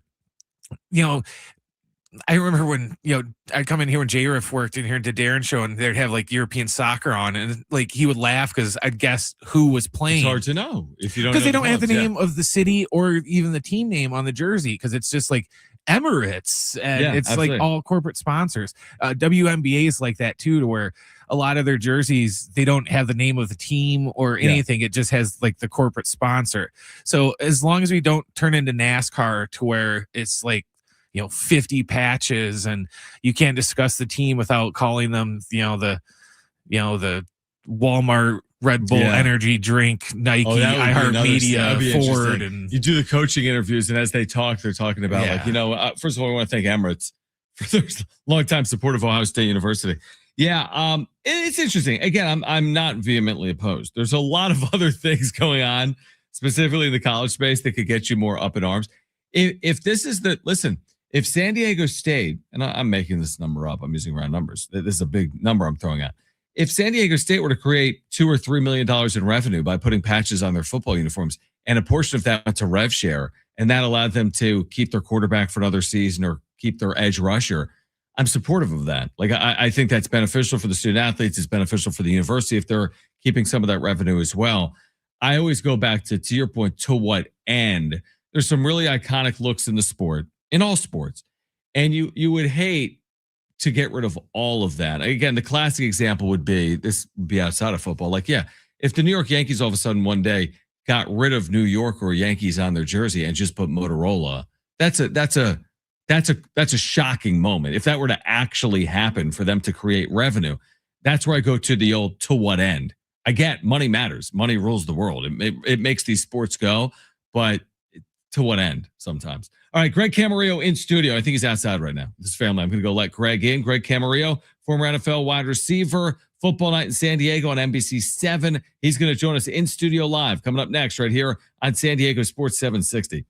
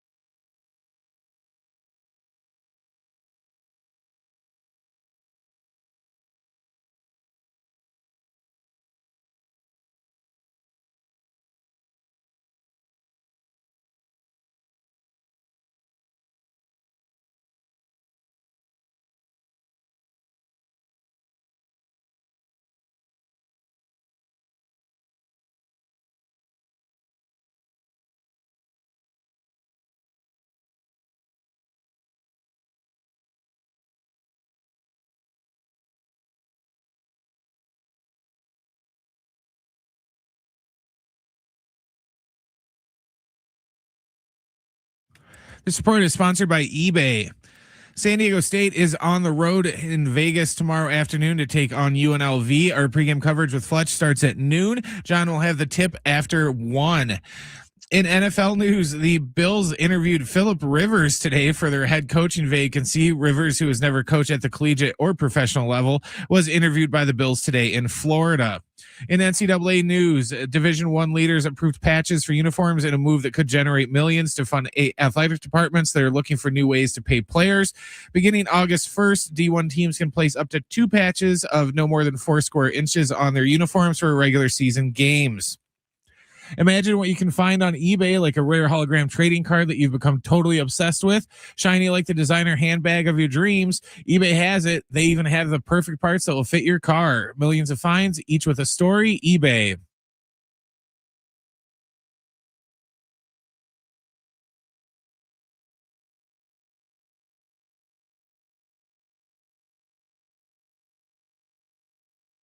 All right, hour 3 here, San Diego Sports 760. Obviously, we're just about less than 48 hours away from championship weekend. Greg Camarillo said, you know what? You mind if I swing by? In studio for a first time this season, played in the NFL. We catch him on football night in San Diego on NBC7, which is right across the street from us. He's brought his family in the building as well. And it's good to see you, man. Thanks for swinging by. It's good to be here, not on the phone, but actually in person. Well, this is a good weekend to do it, or a good day to do it, because obviously we've reached championship weekend. Before we get to that, I know you sent me some stuff that we can discuss here today. I need to ask you about Philip Rivers. All right. Just because it's a topic I never thought we'd discuss even weeks ago when he ended up back in the NFL. Yeah. It's just like thrust into the NFL starting at quarterback. What do you make of him as a potential head coaching candidate in general? So he planted the seed after his final start. He said, I've loved being here. And I don't know if someone asked him the question or if he volunteered it himself, but he said, I could see myself being the head coach of an NFL football team. Yeah. And so that he put it out there, and now it's might be coming to fruition. So the Bills want to interview him. Now it's an interview. So it's not as though they're necessarily going to hire him. What's interesting about it is that Josh Allen is going to be part of all of these interviews. Right. So, which is unique. You don't normally have your starting quarterback take part in all of these interviews, but why not? Why not hear what he has to say? Coaches get experience through coaching. Philip has played so much football and been the leader of a team for so long. It's basically the same as coaching. High school coaching is not the NFL, but it allows you a place to find your voice, what you portray as a leader, and how to manage a group of young men, which will be older and richer men by the time they hit the NFL. But why not hear what he has to say? And if you love it, maybe you entertain the idea. Now, the example would have been, was it Jeff Saturday with the Colts, who came out of nowhere with no coaching experience, and that didn't go very well. But why not hear the interview and see what he has to say? I'd be very surprised if they go with him. Yeah, it's interesting because on one hand, first of all, Philip Rivers is such a likable figure. I mean, certainly locally, obviously, with the ties to San Diego. So I think there's interest there. But it's just, he's unique in terms of like how personable he is, the interactions he has with his teammates, the way he is with the media. On one hand, it's like, oh, that'd be really unique to see. On the other hand, head coaches are kind of set up to be fired in the NFL. There's very few examples where it ends well. I mean, even Andy Reid was let go by the Eagles, or Bill Belichick. It didn't end perfectly in New England. There's so many examples of coaches that are in their spot for like 11 months. And they're let go. Like, I guess you got to be comfortable with that if you're Philip. Like, we see him in this light right now. What happens if you get to Buffalo and all of a sudden you're expected to win the Super Bowl and you're fighting for a playoff spot in year one? Well, you're instantly expected to win the Super Bowl because you have Josh Allen. Now, a head coach in the NFL, and we've talked about this, is not necessarily an X's and O's guy. I'm sure CEO. Philip can do that. So you're the CEO. You are the motivator. You are the guy that has to get everybody pulling in the same direction. Sure, Philip can do that. He's already got an offense that he's been, that he led for so many years, pulling in the same direction. But do you risk it with a talent like Josh Allen that probably has, let's go with 5 years in the tank, but the way he plays, he could be injured or he could continue on this run. Do you risk it? Like, I feel like you gotta go prime, right? Yeah, you gotta go with a proven quarterback. The other thing is, I can't imagine, a guy on the field messing up and coming back to a coach on the sideline. Dadgummit! Yeah, exactly. I'm used to getting actually cussed out, not Philip Rivers cussed out. It would be interesting to see. We'll see if the Bills lean in that direction. I'm with you. I tend to believe it's hard to see him in Buffalo. Maybe there's another coaching vacancy he could land in at some point. Greg Camarillo with us right now in studio. Championship weekend coming up in less than 48 hours. All right, this is unique, Jarrett Stidham. Yeah. What he's being asked to do. I just had looked it up randomly.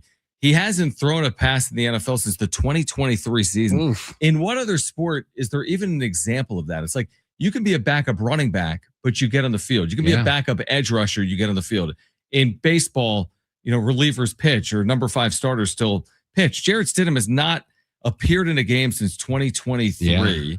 You played for Sean Payton, right? Well, I played for a Sean Payton system. So I played in New Orleans. It was Bounty Gate, the year he was suspended. So I've been in and around the culture that he creates. And what I learned from that, now I was a backup wide receiver. This was my final year in the NFL. So I accepted that role as a backup. And what the Saints did at that point, they put a value on backups that they could trust would do their job without reps in practice. Now, Drew Brees was there. He's the only quarterback I've played with that took every single first team snap. Normally it's like there's 12 snaps. One guy takes 10, another guy takes 2, or one guy takes 8, another guy takes 4.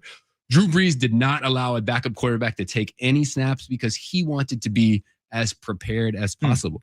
So what that does is your backup has to be prepared without any actual field experience. And the backup at that time was Chase Daniel, who was a backup for years, started a little bit. One of the most prepared guys I'd ever seen. Him and Drew would just like fire off plays and formations out of memory, back and forth at each other. And as a wide receiver, they trusted that I could learn all the spots without the practice reps. And if they needed me in the game, they'd throw me in there. So putting that same culture on Jarrett Stidham is they trust that he can go in the game without the first team reps and go out there and run the offense. Now, the question is, he hasn't thrown a pass in 750 days. Yeah. The speed of the game, like practice isn't as fast as a game. It is going to happen fast, and this Patriots defense is going to come after him. So he hasn't been hit, really, maybe a little bit in the preseason. He hasn't been hit in a long time. The difference to me is Bo Nix with the game on the line. We've seen him drop these beautiful little passes that are just pure accuracy. Can Jarrett Stidham do that? I have no question that he could run the offense. He knows the plays. He knows the blitzes that are coming. No question there. But can he deliver that beautiful pass while knowing that he's about to get hit? If you haven't done that in 2 years, that is a hard thing to just pick up. Which is basically a way of saying that this is a game for New England. It was like you're handed something on a silver platter. Now you're still on the road. You're at elevation. It's Denver. I don't think it's not a cakewalk. You're not expected to maybe win 38-0. But New England, how many opportunities are you going to get like this to get to a Super Bowl? It feels like this is when you just have to win this game if you're New England, considering the quarterback situation in Denver. And look at their path. They had, I think, the Chargers and then the Texans. The Texans have been up and down. Yeah. And that's the argument about the Pats, is you could say they truly haven't played an amazing team all year. But then they were 14-3, fighting for a number 1 spot. They've won 2 playoff games. So you have to give them credit for getting here. But what a great situation to end up playing a backup quarterback when you have a strong defense. What keeps the Broncos alive, they have a better defense, and they have edge rushers that are going to cause headaches for Drake May. And we get to see what Drake May's made of. He's had an amazing year. He's been a top 5 quarterback this year. There you go. I'll give it to you. He's been a top 5 quarterback this year. Yep. But you're playing a backup quarterback. So the pressure's on the Patriots. They have been handed this game to go win. And the Broncos are just, they're in a position where just let's go out there and see what happens. And maybe we can walk away with a win. Yeah, 100%. Greg Camarillo with us right now in studio. Again, championship weekend, obviously coming up in just about 48 hours. Let's switch to Rams Seahawks, which I think is the game that's getting more of the discussion. I mean, look at the regular season games, the division rivalry. This game's going to be in Seattle. I guess let's start there. I mean, Matt Stafford's playing a lot of big games. He just won in Chicago, which was raucous. What does it take to go into an environment like that? How do you prepare for something like that as you get ready for a championship game? So Seattle is as loud as it gets. The 12th man, they call it. I believe the stadium is designed to amplify the fan noise. So in my career, I was traded from Miami to Minnesota, and our very first game in Minnesota was going to be in New Orleans. It was a rematch of the previous year's NFC Championship. And New Orleans is a dome, so it's super loud. They prepared us by creating custom earplugs. There was a company in Minnesota that made custom earplugs to play with. Literally earplugs where you can't hear anything. So your options were to go into this huge stadium and hear the fan noise, or block out the fan noise and hear nothing, which is wild to think, because you got to hear the play call. Right. So those were your 2 options. And so Seattle's going to be a similar environment. The difference is when you're preparing, you can't audible verbally. The audio part of an audible has to be a hand signal. Now you can run up to a lineman and scream in his ear. You can turn to a running back, scream to an ear. The receiver's going to hear absolutely nothing. And so I would imagine they're practicing all their hand signals, maybe installing some new hand signals, but it is a huge factor. And knowing that it takes extra time. So if I'm a Seattle defense, I don't give away my shifts and movements until late, knowing that if Matt Stafford has to yell something out, it's going to take double the amount of normal time. So it's hard to prepare for that environment, but you got Matt Stafford. He's going to be the MVP. He's played in every environment last week in 0 degrees. Yeah. They'll figure out a way. Plus, you've got Devontae Adams, one of the most experienced receivers out there, and Puka Nacua, who can do everything. Even if he just points to him and says, hey, you go, we're going to be okay. No doubt about it. What do you see as the difference? I mean, the last time these two teams met, this incredible game, just a few weeks ago in Seattle, what do you see as the difference this weekend? Yeah, oh gosh, I think I'll try to get these exact stats right. The two games they've played together, one team scored 58 points and the other one 57. 830 yards of offense to like an 827. They're like exactly the same teams. So to me, the difference is Seahawks special teams. We saw it last week. The very first play, Rashid Shaheed, a San Diego guy, took the kickoff to the house. The Rams have had problems with special teams. They cut their kicker earlier in the year, so they got a backup kicker in there. He won him a game winner last week, but that's a question mark and an obvious advantage for the Seahawks. So if the Seahawks can get that going, I give them the victory. If they can get a special teams touchdown or a big change of field, that's their key. The Rams have Matt Stafford. That's their key. If Matt Stafford can be the guy that we've seen him now, there's been a little lull the last few games. If he can be the Matt Stafford that we've seen for a long time, they're going to be all right and just lean on Puka Nacua. But what a great matchup. That's what you want to see in the NFC Championship, not backup quarterback versus strong defense. I just hope we've had like these iconic games the first 2 weeks of the postseason. The lead changes in Wild Card Weekend. There were like 12 of them in the fourth quarter. Then last week we've got the Broncos game and the Bears game. And the way I just hope Rams, Seahawks, it has to live up to it. Like you said, they're so evenly matched. It would be disappointing almost if someone won by 2 touchdowns. But I don't think that's going to play out. Like with the Seahawks Niners, we were at an event and I couldn't watch it. I was going to be the guy watching on his phone, and then I looked at the score. 14-0 right away. Yeah. 41-6. I'm like, okay, I didn't miss anything. Really hope we don't get that. It's on paper should be an excellent game. Who's going to be in the Super Bowl? I think it's going to be the Seahawks, and I think it's going to be the Pats. I agree with you. I mean, it's Sam Darnold. All he has to do is not turn the ball over. You know, when he plays high-level football, which we've seen from him, he just loves to throw some picks too on top of his high-level football. Yeah. But that defense, I think it's going to cause some headaches for Matt Stafford. And it's hopefully get a close game. And then the Pats, you can't lose to a backup quarterback. You just can't. You got to go find a way to get that game. Greg, great seeing you, man. Thanks for coming into the studio. Thanks for opening the door for me and letting me in. Absolutely. You got the closer now.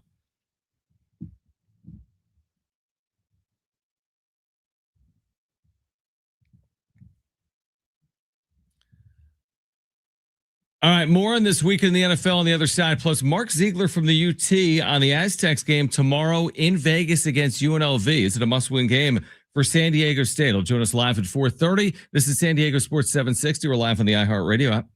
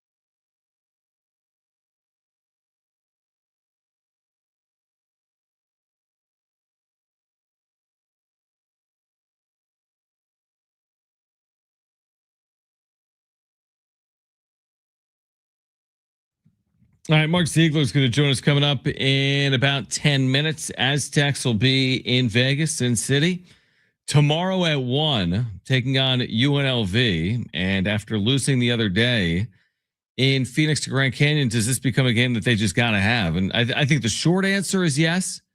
The long answer is it's complicated. I mean, the season doesn't end tomorrow, regardless of result. They don't punch tickets with a win, and they haven't, put themselves on the outside if they don't win. I mean, there's other paths, obviously, to the NCAA tournament. But I think from an at-large perspective, you want to win tomorrow. If you're San Diego State, I do not think it's an easy game. The way UNLV is playing, they've won 3 straight games. They seem to be surging, playing with confidence. They're a very athletic team. We had Brian Dutcher on with us yesterday. So tomorrow at 1 with pregame coverage beginning at noon. You know something I noticed today? What's that? This will be the first time that the Aztecs have played 2 road games back to back. True road games all year, right? Yeah, yeah. Because they've been back and forth. Yeah, it's been home away, and then they went to Vegas or whatever for that week. But this is going to be their first back to back road. Yeah, and that's why looking at this week, I was I don't know what the right word is. I thought it was challenging. They're in a stretch right now where it was at Grand Canyon at UNLV, home for Colorado State. Okay. Colorado State's been a bit down. They've had some injuries. And then at Utah State. So think about that. 3 or 4 on the road. I mean, those are hard road games. That's not San Jose State Air Force in there. That's Grand Canyon, Utah State in there, and a surging UNLV team. So that's kind of what needs to be overcome. And now you look at, if you don't win tomorrow, your next road game's in Logan against Utah State. If you're not going to win in Vegas, you're going to win in Logan. Now UNLV just won in Logan. So, it's possible. The Utah State game's a morning game too. It is a 10 a.m. game because it's nationally televised. Now it's 11 local, but yes, for people listening and watching, the game's going to be played at 10 in the morning. What I find interesting too is sometimes these nationally televised games, and people are like, John, what are you talking about? All the games are on FS1 or CBS Sports Network. No, tomorrow they're on CBS. Next weekend, they're on CBS, not CBS Sports Network. They're on CBS tomorrow, folks, at 1. Next weekend, they're on CBS at 10 a.m. And then later in the year, they have a game on Fox at New Mexico. They're on CBS. February 28th, that's an 11 a.m. game. So all the national games are early, and all of them are on the road. Those are tough environments, right? The fans are aware this game's nationally televised. The players are aware. They want to play well because people can watch it nationwide. So no CBS home games this year. They're not playing New Mexico at home on CBS. They're playing New Mexico on the road on CBS. So it's challenging. If you heard Brian Dutcher last night on his coach's show, and if you missed it, you can find it on the iHeartRadio app.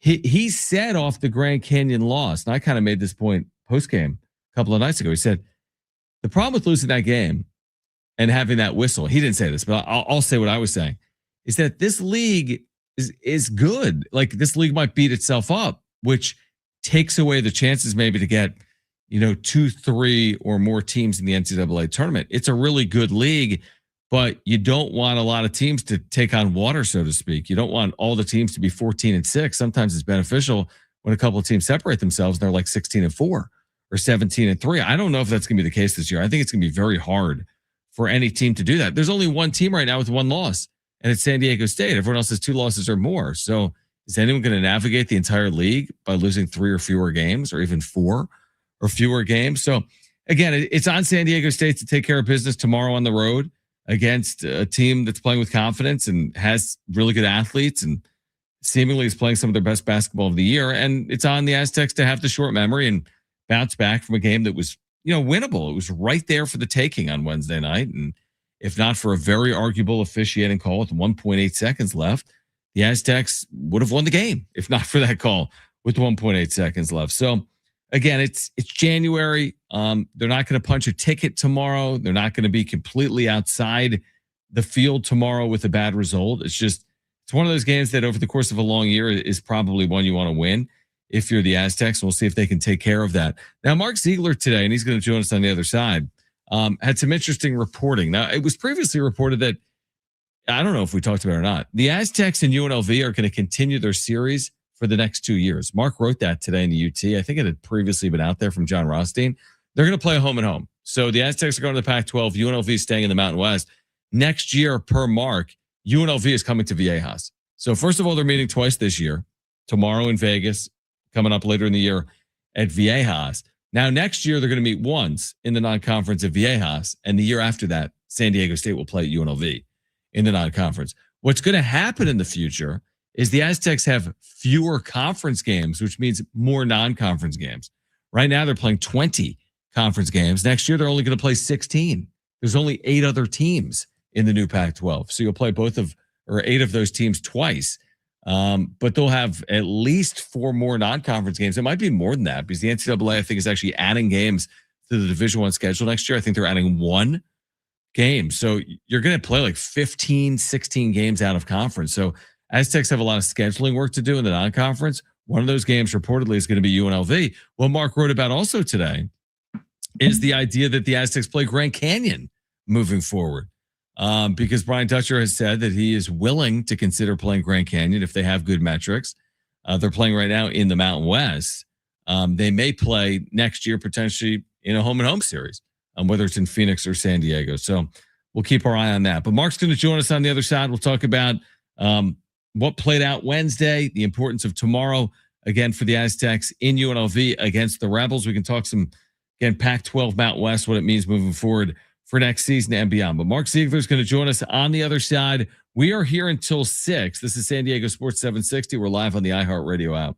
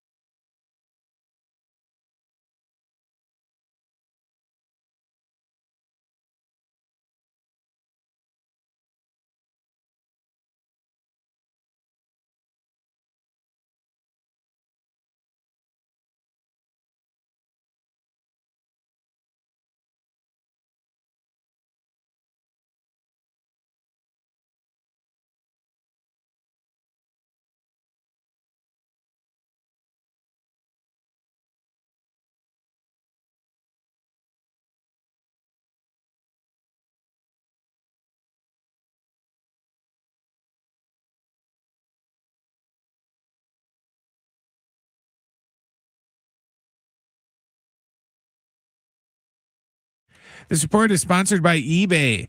San Diego State is on the road in Vegas tomorrow afternoon to take on UNLV. Our pregame coverage will start at noon. John will have the tip after 1.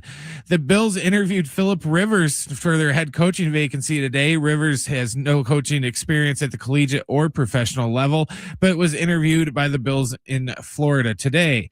In NCAA news, Division I leaders approved patches for uniforms in a move that could generate millions to fund athletic departments that are looking for new ways to pay players. Beginning August 1st, D1 teams can place up to 2 patches of no more than 4 square inches on their uniforms for regular season games. Imagine what you can find on eBay, like that rare hologram trading card that you've become totally obsessed with. Shiny like that designer handbag of your dreams. eBay has it. They even have the perfect parts that will fit your car. Millions of finds, each with a story. eBay. All right, so we were just talking about the Aztecs, the crazy game in Phoenix against Grand Canyon, the game they have coming up tomorrow, an important one, obviously, in Vegas against UNLV. And Mark Zeigler has done a great job for a long time covering San Diego State men's basketball, and he joins us right now on 760. And Mark, I enjoyed what you wrote today, just a further dive into what played out in Phoenix late. We were both there to watch it play out.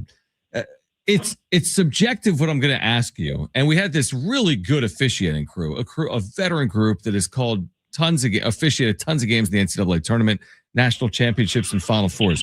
Jeffrey Anderson was the one that blew this whistle. I know right now it's crying over spilled milk. My question is, did Jeffrey Anderson at the end of the day get this right or not in blowing his whistle? Can we answer that or not? It's hard to say because there was some contact as Mekhi Williams drove through and sort of in between BJ Davis and Tay Simmons, and then had a shot blocked by Miles Byrd at the rim. The block was clean, and that's not who the foul was called on. It was called on Tay Simmons. And, right or wrong, the issue, I think, and after talking to some high-level officials and showing them a video and asking them sort of their off-the-record opinion, is that they're instructed in that case, if you're the official on the baseline, the lead official, you're not supposed to try to make a call through a tangle of bodies, through traffic. And you're supposed to defer to one of the two officials who are trailing the play. In this case, it's what they call the center official, which was Brian Dorsey, who was on that side of the court, almost level with the ball as Mekhi went by him, and had what appeared to be a pretty good view of the play. He passed on it. And so, whether it was a foul or not, the sort of the consensus I got from talking to people is that he shouldn't have called it. He shouldn't have called it from where he was, even if he saw something or thought he saw something.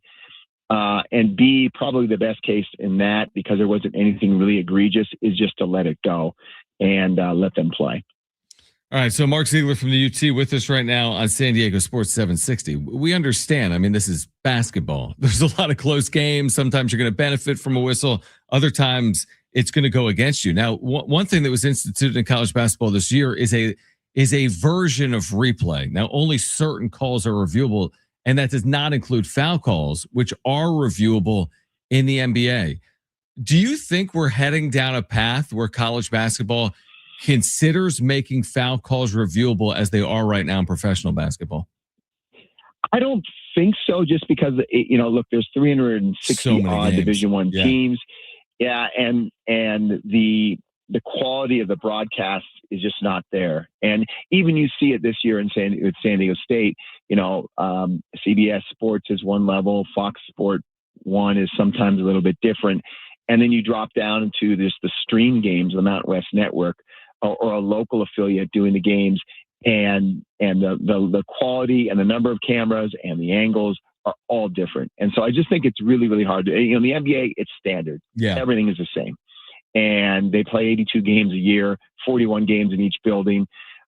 They have it down. And I just don't think you can do it right now with the way the technology is, nor maybe should you. I like that college basketball is different. I like that there's a human element. And like you said, these things go, they go your way sometimes, and sometimes they don't. And with San Diego State, if you look at, the last few years, they've had some not go their way, but Matt Bradley had one not go his way at Colorado State. Cost of the game probably was a foul. There was another one at Boise State where Abu Kijab got the benefit of a foul call late. made a couple free throws, and Boise State beat San Diego State. There's the one in Grand Canyon. But everyone, seems to forget there was an even bigger one in the Elite Eight game that put San Diego State in the Final Four, and Darian Trammell was the beneficiary of what many people thought was a soft call in a very physical game, and put him on the line. He made 1 or 2 free throws, and they went to the Final Four. And obviously that benefited San Diego State. So these things have a way of evening themselves out, and it probably will in this case as well. I'm curious to get your thoughts on just the overall impact in taking a loss like that. I think sports so analytically driven, but there's also the perception. I think people aren't aware of what Grand Canyon is at home. I mean, some people are. If you really know the sport like you do, like college basketball fans, I think are aware, certainly in the West, of what they've turned into, the way they win at such a high clip, how hard it is to win in that building. So what's the true impact in your mind of San Diego State losing that game as opposed to winning it? Metrically, it's not going to kill them. They were supposed to win that game by 1 point. They lost it by 1 point. Right. It's an incredibly hard atmosphere to win at. It's crazy. There's no altitude, so you have that. But in many ways, the crowd kind of, compensates for that. I think it's the hardest place to play in the Mountain West, in this current Mountain West, just in terms of a crowd. Obviously, when you throw an altitude in that, at the pit, probably a little bit harder. But it's constant noise. It was remarkable the Aztecs were able to come back. I mean, they were down 12. The place was just rocking. And they were able to chip away, and come back. But in the grand scheme of things, I don't think it kills them. They weren't going to go 20-0 in the Mountain West. Sure. Nobody was going to do that. But it's limiting other losses. And in many ways, I think Saturday's game at UNLV is an even bigger game, because I think you can afford to lose that Grand Canyon game. I don't think you can afford to lose a UNLV game and be sort of the team that you want to be. Good segue. Mark Zeigler from the UT with us right now on San Diego Sports 760. Well, this UNLV team is kind of surging, right? I mean, the Aztecs are running into some confident teams. Grand Canyon coming off a Utah State win, and now UNLV has picked themselves off the mat and won 3 straight games. They have tons of talent. They hadn't put it together, obviously, in the first couple of months of the season. What are your expectations? I mean, the Aztecs have played so well in Vegas over the years, specifically against UNLV. What are your expectations for tomorrow? You just don't know what you're going to get out of this UNLV team. I mean, they've lost to Tennessee Martin, Tennessee State, Montana State. They got blown out by 30 at Wyoming, but they also have a win at Memphis and at Utah State. It's 2 of the top 5 maybe mid-majors in the country and on the road. And so they have the capacity to be really, really good. It's just, you don't know if they're going to be motivated. You don't know if they're just going to give up. I think the crowd at Utah State kind of energized them versus their crowd in Thomas and Mack has really been dead. I mean, the thing's like a quarter full on most nights. It's a huge building that's too big for them right now. And so, but then now it's a CBS game. It's San Diego State. It's their chance to shine on national TV. So maybe they get up for this game. I just don't know. And I think that's going to have a lot to do with how this game is played, because like you said, they're very talented. They're very big. They're very long. They're very athletic. And San Diego State's missing Magoon Guaf. Jeremiah Odin, his backup, has not been playing very well. And so it's been a much smaller San Diego State team. And I don't know if that size will really bother them on the boards. It'll be really interesting to see. You wrote a little bit about the future of the UNLV San Diego State series. What a series it's been, by the way. But before the turn of the century, UNLV was one of the top programs in America. Had won a national championship, appeared in Final Fours. They had dominated the all-time series. That thing has been flipped on its face since Steve Fisher and Brian Dutcher arrived. These 2 teams are going to meet moving forward as well. What is the future of San Diego State's non-conference scheduling going to look like? They're moving to a league with fewer teams. They'll be playing fewer conference games. The NCAA is allowing more non-conference games next year. So what do you think the philosophy is going to be for the Aztecs moving forward with their scheduling? Well, they don't have, a few years ago, Syracuse, before the ACC schedule started, didn't leave the state of New York until January. Days. Yeah. And they had 8 or 9 bye games where they just bought teams to come in for a one-off game and played them at home, one after another, and then they went to the ACC. San Diego State doesn't have that kind of budget. And it also wants to go get some strength because while the the Pac-12 will be a better basketball conference on paper, at least, than the Mountain West, it's not going to be that, a power conference caliber where you can get all the strength of schedule you need in your conference games. So I think you're going to see, some bye games, but not 10 bye games. And you'll see the 3 in Vegas for the Players Era Festival. Mm-hmm. This year they had 1 neutral court game. I think you're to see them try to get more neutral court games, particularly ones that pay them, so they can use that money to get more bye games. And then you're also going to see something they haven't done a lot of lately, which is home and homes. They've done it with BYU and Gonzaga, very high profile teams, but most of those teams are now going to the neutral court games because they don't risk a loss on the road, and they get paid. So the home and homes are getting harder and harder to get, and San Diego State's probably going to have those where they play at home one year and on the road the next year, or vice versa. And UNLV is one of them that I think you'll see regularly because they're going to be in the same boat. They're going to need games. It's an easy trip for both teams. There's a little bit of a rivalry there. There's no altitude involved. So you're going to see those. But I think, Brian Dutcher was saying Grand Canyon kind of falls in that category. Yeah. Good team. The metrics should be good, but not out elevation. And so I think you'll see them probably in the mix as well. They'll probably try to get a Cal or a Stanford to do it. And who knows who else, but you start running out of options pretty quickly. I was getting a final question, and to follow up on that point, you mentioned Cal Stanford. When you look at the dynamic that's played out, the way football has changed these conferences, could you argue that it's now more likely or more possible that you get home and homes to schools like, making it up now, Oregon, Washington, USC, UCLA, Cal, Stanford all play in leagues with all this travel? You would then assume maybe they want less travel when it comes to non-conference opponents. Do you think that opens the door a little bit? I mean, I'm making up Arizona State. Is it open because of the size of these conferences and the travel associated with them? Possibly, but those schools are in a situation where they don't want to go play on the road if they don't have to. Right. And so I don't think they're going to want to come to VAS Arena, and that's the big problem for San Diego State. No one wants to come to VAS Arena because they know it's probably an automatic L. And so just as San Diego State doesn't want to go in altitude if it doesn't have to because it feels like it doesn't have an advantage, they're certainly going to ask those schools. But the UCLA, USC, I don't think are going to do it. Oregon and Washington, I don't think will do it. Maybe Stanford and Cal. Mm-hmm. Cal, I know there was some interest, but then San Diego State went up and absolutely blew their doors off in San Jose last year. And I think that's kind of soiled their opinion of maybe having a home and home. So I think a lot of those options start to shrink. So it's going to be tough. It's going to be interesting. But, as you alluded to before, they're only going to play 16 conference games next year unless they add more teams, which I don't think they are at this point. And that's going to leave 16 non-conference games versus, the last couple of years they played like 9. So. Oh, Mark, do we still have you? Got cut off. I think we still have Mark. Oh, you got me. I'm still here. Sorry. Yeah, you're good. Yeah. Your point you were making about the 16 non-conference games they might have next year. Yes.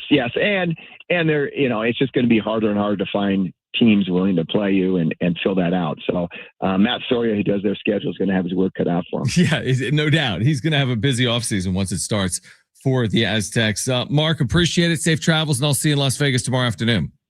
Yep, will do. All right, great stuff from Mark Zeigler at the UT. We'll take a timeout. We're here until 6. Stay with us on San Diego Sports 760. We're live on the iHeartRadio app.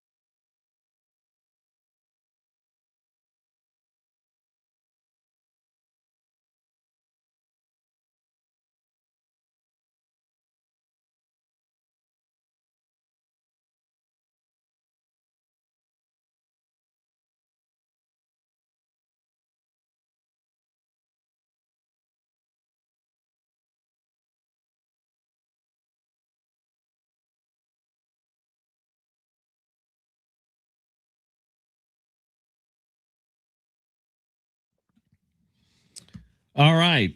Heading towards 6. Now, we had Greg Camarillo on in studio. We had Mark Zeigler just a few moments ago. You'll hear those again in the second half of the 5 o'clock hour. Why? I am flying to Las Vegas and I can't miss my flight. So, Again. yeah, that's right. Dude, I'm so, what's the word? Like, is it PTSD? Like, I'm so worried. It's really impacted my life. You're paranoid about it. I'm paranoid. Thank you. So I missed one flight, first flight of my life. 3 weeks ago, I was going to San Jose. It was the first Aztecs road game, true road game of the year in the conference. I mean, they played in Phoenix, they played in Vegas, but it was the first conference road game. And I was leaving the day of the game. And I've told this story now like 7 times, but I was sitting at the gate on the day of the game, like 12 hours before the game, at like 8 in the morning or 7 in the morning. And I just didn't board the plane. Like, not by intent. I was wearing my AirPods with noise cancellation and working on my like sheets for the game, like just preparing for the broadcast. And I got, it's funny. I got the text that said like, your Southwest flight is now boarding. And I looked back, I'm like, no, it's not, because I'm looking at the gate and the like attendant isn't using the microphone. And I'm like looking behind me, I'm like, nothing is boarding. It still says like San Jose 8:30. And then I keep looking back every 5 minutes. And all of a sudden it says San Jose 8:30 departed. I'm like, what? I race up to the counter. I'm like, what do you mean it departed? And she's like, are you on the flight? You're supposed to be on the flight. I'm like, yeah. She's like, where were you? I'm like, literally 5 feet away from you. 5 feet.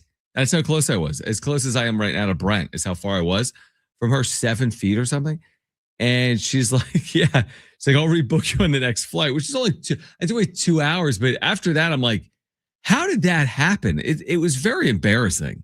And it's impacted me in this like massive way. Where now to Brent's like, you can't wear 2 AirPods at the same time. No. So now I only wear one when I'm waiting. And now I truly set up shop like in front of the door for the gate. I'm like, I will see that door the next time it opens. I'm like, it was a perfect storm, Brent. It was the new terminal, which I didn't know. They're basically funneling 2 gates at one like attendant. So I'm like looking at 114, but it's really being the woman that was like doing the whatever, like boarding people was at 116. I don't know. So it was a perfect storm. And anyway, I need to make it to the airport on time tonight. I have like a 7:30 flight, so I need to leave at 5:30, I think, to make a 7:30 flight. I have TSA pre-check, but I can't miss this flight. Now, I was thinking about taking a later flight, but then I'm like, well, if I take the last flight out, like let's say 9 or 10, because this is like a 7 something, then I think there's like a 9 something. What if there's weather? It gets delayed. What if it's delayed? Yeah. Now it's really late. And then the game tomorrow is at 1 o'clock. I'm all for the 1 o'clock game tomorrow because I'll turn around and get back tomorrow night, which I'm all for. But anyway, it's a long way of me saying I'm kind of paranoid. So you're going to hear more from Mark Zeigler and Greg Camarillo coming up in the 5 o'clock hour. We started the show by talking about Phillip Rivers, who now has officially interviewed the Bills. These organizations are so transparent now. They like send out tweets that only say they conducted an interview with someone as if we care. Like, our interview with Phillip Rivers has been conducted. Like, how is that news? I mean, so they've interviewed him reportedly, and apparently Josh Allen is a part of this interview process. I would think that would bode well for a quarterback that was in the league during Allen's career, including as recently, obviously, as this season. Who are the other candidates for this job? Because you fired a guy that had 8 playoff wins that had led you to a really good winning percentage in Buffalo. Now, again, Josh Allen gets a lot of that credit, but I would think if you're firing Sean McDermott, you have a plan. Now, maybe Phillip Rivers is your plan, and that's interesting. If it is, that's high risk, high reward. But if you don't go with Rivers and you fired with McDermott, are you just going to go with a retread hire? Or like, do you have a grand plan here if you're the Buffalo Bills? That's what I want to know. Like, is this their plan? Was it Phillip Rivers? You can't do a retread unless it's some retread that's got, like a handful of rings, and there's only one retread out there that has a handful of rings, and he's still at Carolina, believe it or not. Yeah, so I don't think that's going to happen. So I don't know. Josh Allen being in the interview room was kind of interesting, especially in the ESPN article. This Allen and this was him on Rivers' return in December. Okay. Josh Allen said that Rivers' return is really cool. I didn't know what to expect, obviously, when he came back, but it was really awesome. Just the way that he's gone back out there. He was deciphering the defense extremely well and making some plays for his team. It was inspiring to watch. Which sounds very complimentary. I mean, almost like effusive praise. Like he didn't have to go that strong, if that's what you're saying. Well, that and just the fact that he was inspired by him. If there's one thing you want your head coach to do, it's inspire your players. So I just randomly did the search, like who have they interviewed? Here are the confirmed completed interviews per the Democrat and Chronicle in upstate New York. They've interviewed the Colts defensive coordinator. They've interviewed the Colt, Phillip Rivers. They've interviewed Brian Dable, the former Giants head coach. They've interviewed the Bills offensive coordinator, Joe Brady. Mike McDaniel. Now that's reported to be an upcoming interview. Yeah, here are the other interviews that are reportedly happening. Mike McDaniel, Anthony Lynn, come on. Grant, is it Udinsky, the Jags OC?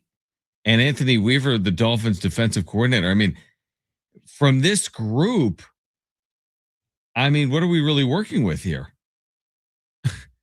Seriously, like with this group, you fired Sean McDermott and you're going to hire Brian Dable. That's not like, okay, that's great. I mean, yeah, you're not going to. I want to go McDaniel. He was the Bills offensive coordinator under McDermott. That's what's always interesting to me about this. We were just saying this. The Ravens fired John Harbaugh. That implies he's not doing a good job, and you want to get away from like his coaching tree. They hired his former defensive coordinator. He was just there. He was practically an honorary hardball. He leaves John. He worked and goes, for Jim Harbaugh and had previously worked for John Harbaugh, and that's who the Ravens. I just don't get what goes on in the NFL. Listen, one of these hires is going to work, whether it was Jesse Minter in Baltimore or whomever the Bills hire. I mean, yeah, you have good quarterbacks. Lamar Jackson. You've got obviously Josh Allen. I mean, I'm sure one of these hires is going to work, but like you got to get this right. And if you're firing good head coaches like John Harbaugh specifically and Sean McDermott to some extent, you can't go backwards when you fire these coaches. That would be my biggest. If I'm a Bills executive, if I'm a Ravens executive, you get this wrong, you lose your job. Is what happens. You get this wrong, you lose your job.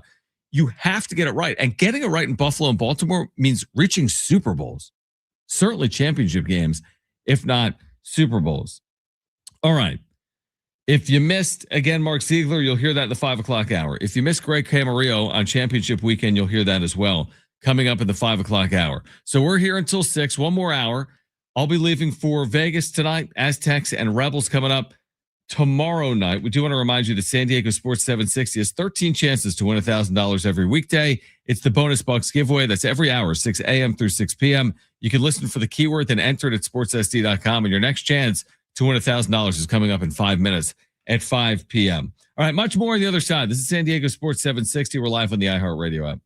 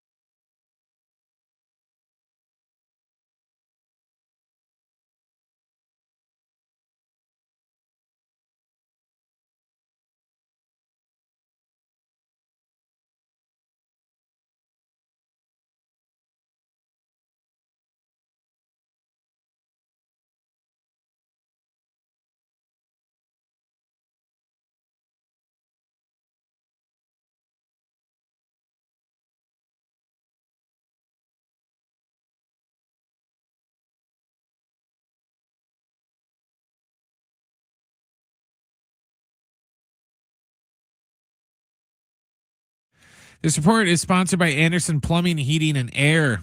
San Diego State is on the road tomorrow afternoon in Vegas to take on UNLV. Pregame starts at noon. John will have the tip after 1.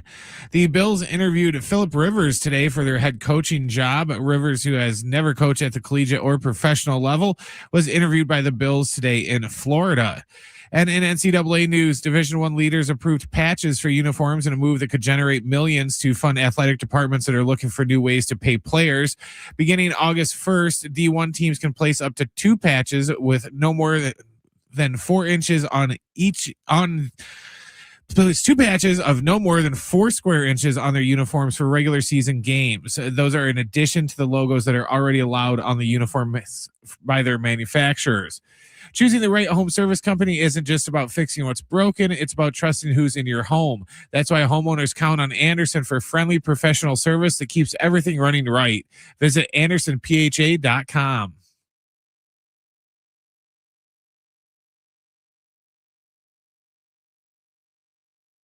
All right, our NFL insider, Greg Camarillo. If you missed that conversation, you'll hear it at 5:30. The beat writer for the Aztecs, Mark Zeigler, who will be in Vegas tomorrow. You'll hear that around 5:45. John Schaefer, Brent Sperry with you here until 6. And again, we do remind you, we have the Aztecs tomorrow coming up at 1 p.m. We'll have pregame coverage beginning at noon. San Diego State, UNLV, pregame coverage at noon. I'll have the tip for you just after 1 on your home for the Aztecs. San Diego Sports 760. All right, so when you think about the biggest game of the year obviously is the Super Bowl, but beyond it, this weekend, these numbers, these ratings will be the top rated football games of the year, other than the Super Bowl, potentially. We talked a little bit about Broncos Pats. It leaves something to be desired, certainly, but it's the AFC title game. Winner's going to the Super Bowl. You're going to have the 40 million viewers. And then, of course, you've got this great game out west between the Rams and the Seahawks. And here's what I hope, and we talked about this a little bit earlier. The playoffs to this point have provided some unbelievable games. Truly unbelievable. This is what the NFL is basically known for. The games are all decided by like a touchdown or less. It's crazy what hangs in the balance. Seemingly every game not every game in the regular season, but a lot of regular season games. But then you get into the postseason and you have like Bills Broncos last weekend, and you have Bears Rams. And in wildcard weekend, we had 4 amazing games, or 4 or 5 of the 6 were like incredible finishes with lead changes back and forth. So that is my hope. Now, you've made this point before. Sometimes you get like something amazing, and then the next day you get something awful. But sometimes you get an amazing day. I think we had that in the wildcard weekend where there were like 3 games one day, or maybe 2 games Saturday and 3 games Sunday, 1 game Monday. One of the days was incredible, wildcard weekend. So my hope is that it's not who wins. It's not that I'm personally rooting for like the Broncos or the Patriots or the Rams or the Seahawks.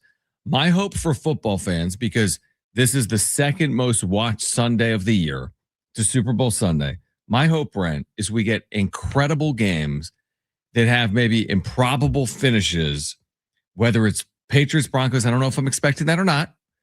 Or Rams, Seahawks. I'm hoping for great games.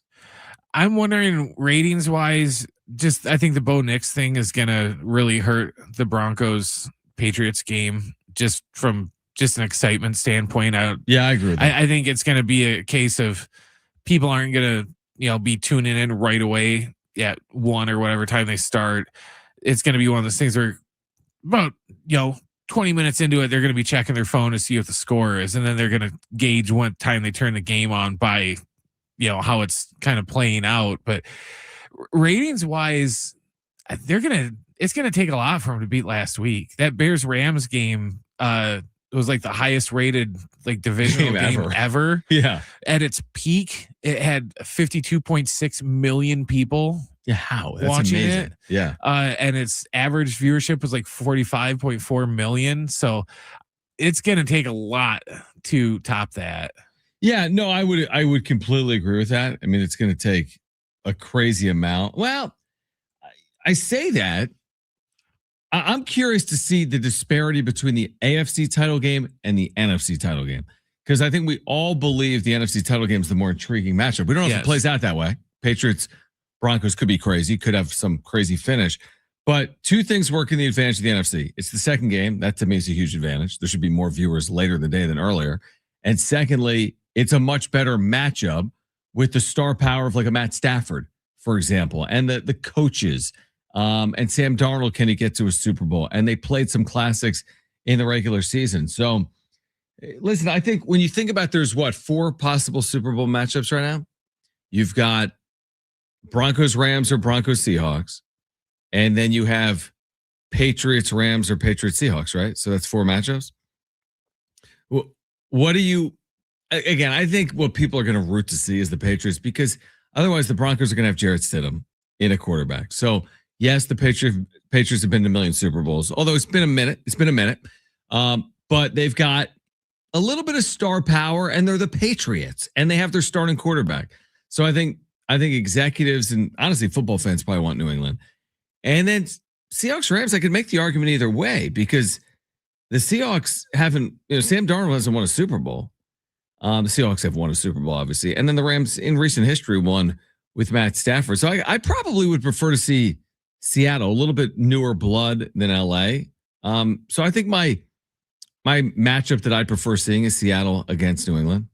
I just don't want the Broncos to win, because I just think it'll just make for a lame Super Bowl. Yeah. And I'm kind of worried that we're getting set up for one of those. And you see this in the Final Four a lot, to where it's like, the quote real championship game was the semifinal. And then, because it was so much better, or the matchups are better, to where the semifinal matchup overshadows the actual championship game. You do see that. And with this, I'm kind of worried, especially with the Broncos and stuff, to where, is the NFC title game going to be kind of the de facto Super Bowl, especially if Denver wins and we got, Stiddy in the Super Bowl? Do you remember? Okay, so you and me are similar age. For our listeners, let's say if you're in your mid 40s or older, and you could actually be younger than that.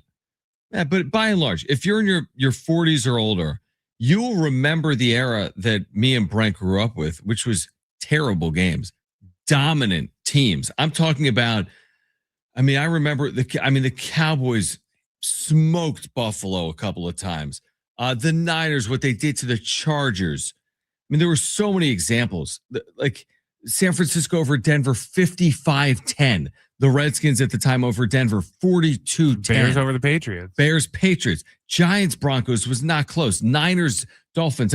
There's this 10-year run where the average margin, I don't have in front of me, is 20 plus points. That's not close in today's NFL. A 20-point game is not a close game. Now, in more recent history, not every year, but there have been some unbelievable games, obviously, in recent history. But I'm with you. If Denver were to make the Super Bowl, I'm now going back to my childhood and remembering these games that were over in the second quarter and were 25-point games at halftime or 30-point games at halftime. I think it could be just a repeat of Seattle, Denver. Yeah, it was awful. That one year, remember when the game was over 5 minutes into the game? How bad was Eagles Chiefs last year? Yeah. The Eagles were up 40-6 or 40 that game was over. That game was one-sided, over at halftime. I'm thinking more about this weekend, but you're right. You should be thinking about Super Bowl Sunday. Everyone in America is watching. We're all there for the entertainment value. You're all there for the game.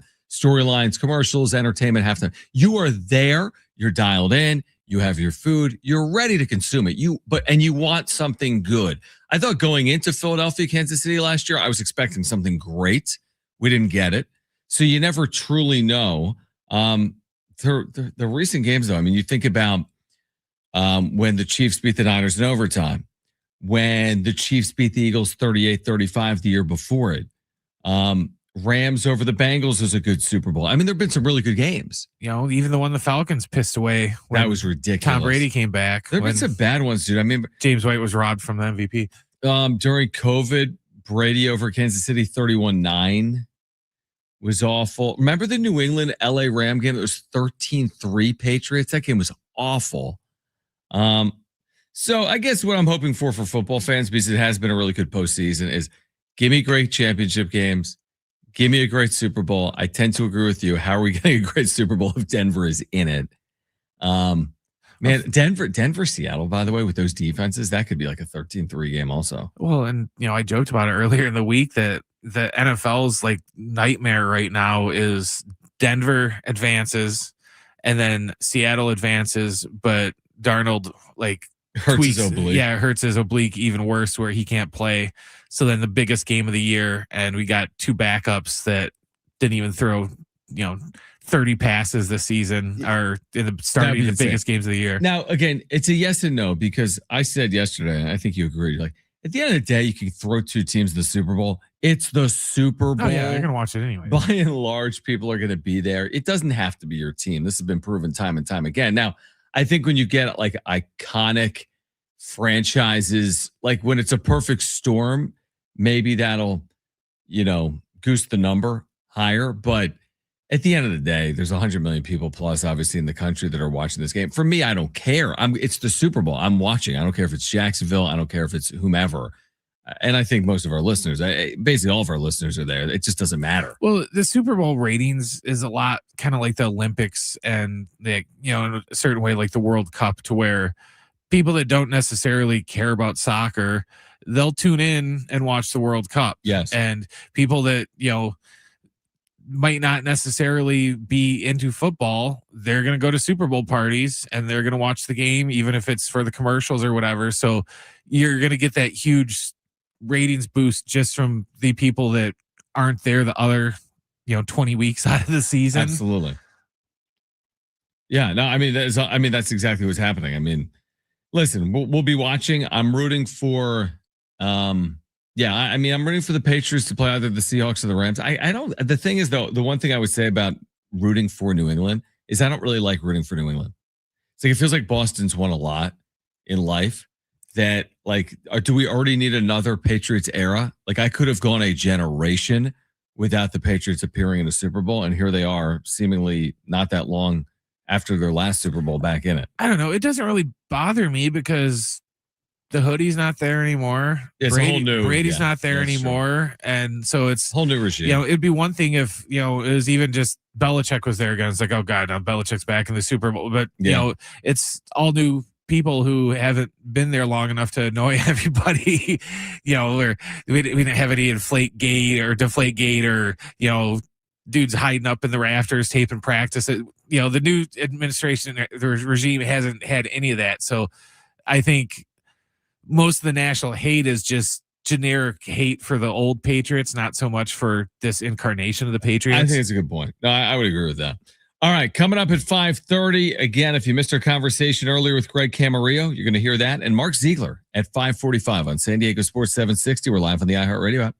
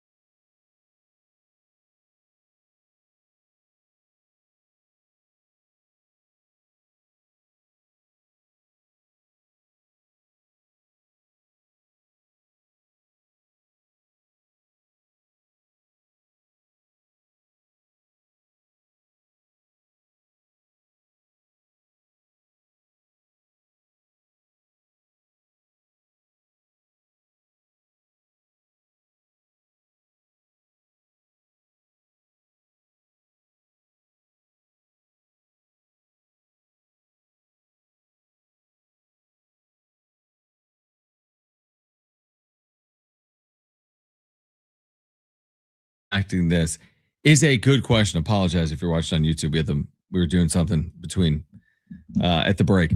But I think the sale could be impacting it. Here's the thing. If you're a high-level executive in life, you want to know about the direction of your organization, right? Like if you're the chief financial officer of a Fortune 500 company, you're going to want to know about the security of this business, how its stock trades, who's the CEO, how long is their contract. So I would say the same thing if you're AJ Preller. I think we would be fooling ourselves. And we talked yesterday with Kyle Glazer, and he's like, the sale process that's playing out. I'm paraphrasing, but he was basically like, you'd be a fool to think it doesn't impact the franchise. It's impacting their spending. It's potentially impacting their future because we don't know what it's going to look like under a new regime. But I think if you're AJ Preller, you want some of those questions answered. The problem is I don't know if he's going to be able to have those questions answered because this team might not be sold at all in 2026, or it may be sold, but it might not play out for weeks and months. Yeah, because I could see from AJ's point of view of, do I want to sign a 5-year deal not knowing who my boss is going to be, 2 years from now, to where, what if it's just somebody that I completely clash with and I just kind of I'd rather just want to know we don't need to know the whole, play by, just give me general directions of where we're heading. You don't have to give me detailed directions for like the next, route 3 or 4 years, but just kind of give me a general outline of what you think is going to happen so I can kind of plan ahead. You need some questions answered that probably are unanswerable right now if you're AJ Preller. All right, we'll get back to that. Well, we actually won't get back to that, but we'll get back to it at some point next week. It's a story that never ends, as we said. It's evergreen. All right, on the other side, Greg Camarillo, our NFL insider, his thoughts on Phillip Rivers as a potential head coach in the NFL and on these championship games. That's next on San Diego Sports 760.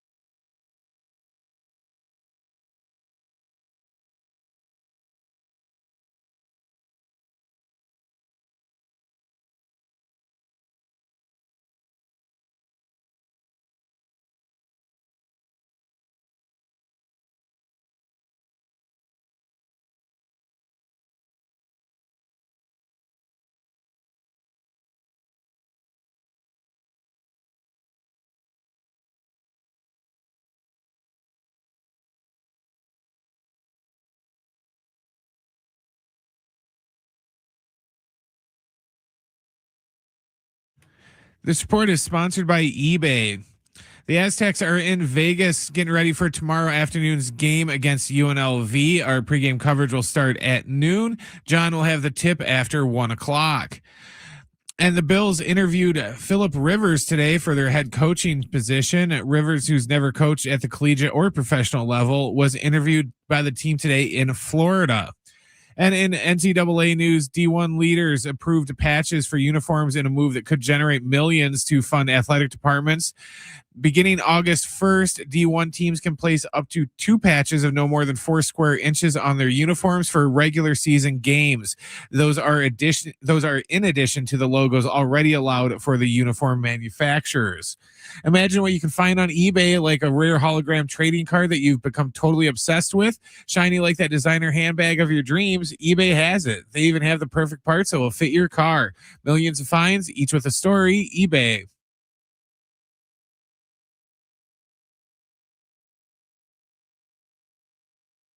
All right, back with you here on 760. If you missed it earlier, caught up with Greg Camarillo, our NFL insider in studio, and here was the conversation. Good to be here, not on the phone, but actually in person. Well, this is a good weekend to do it, or a good day to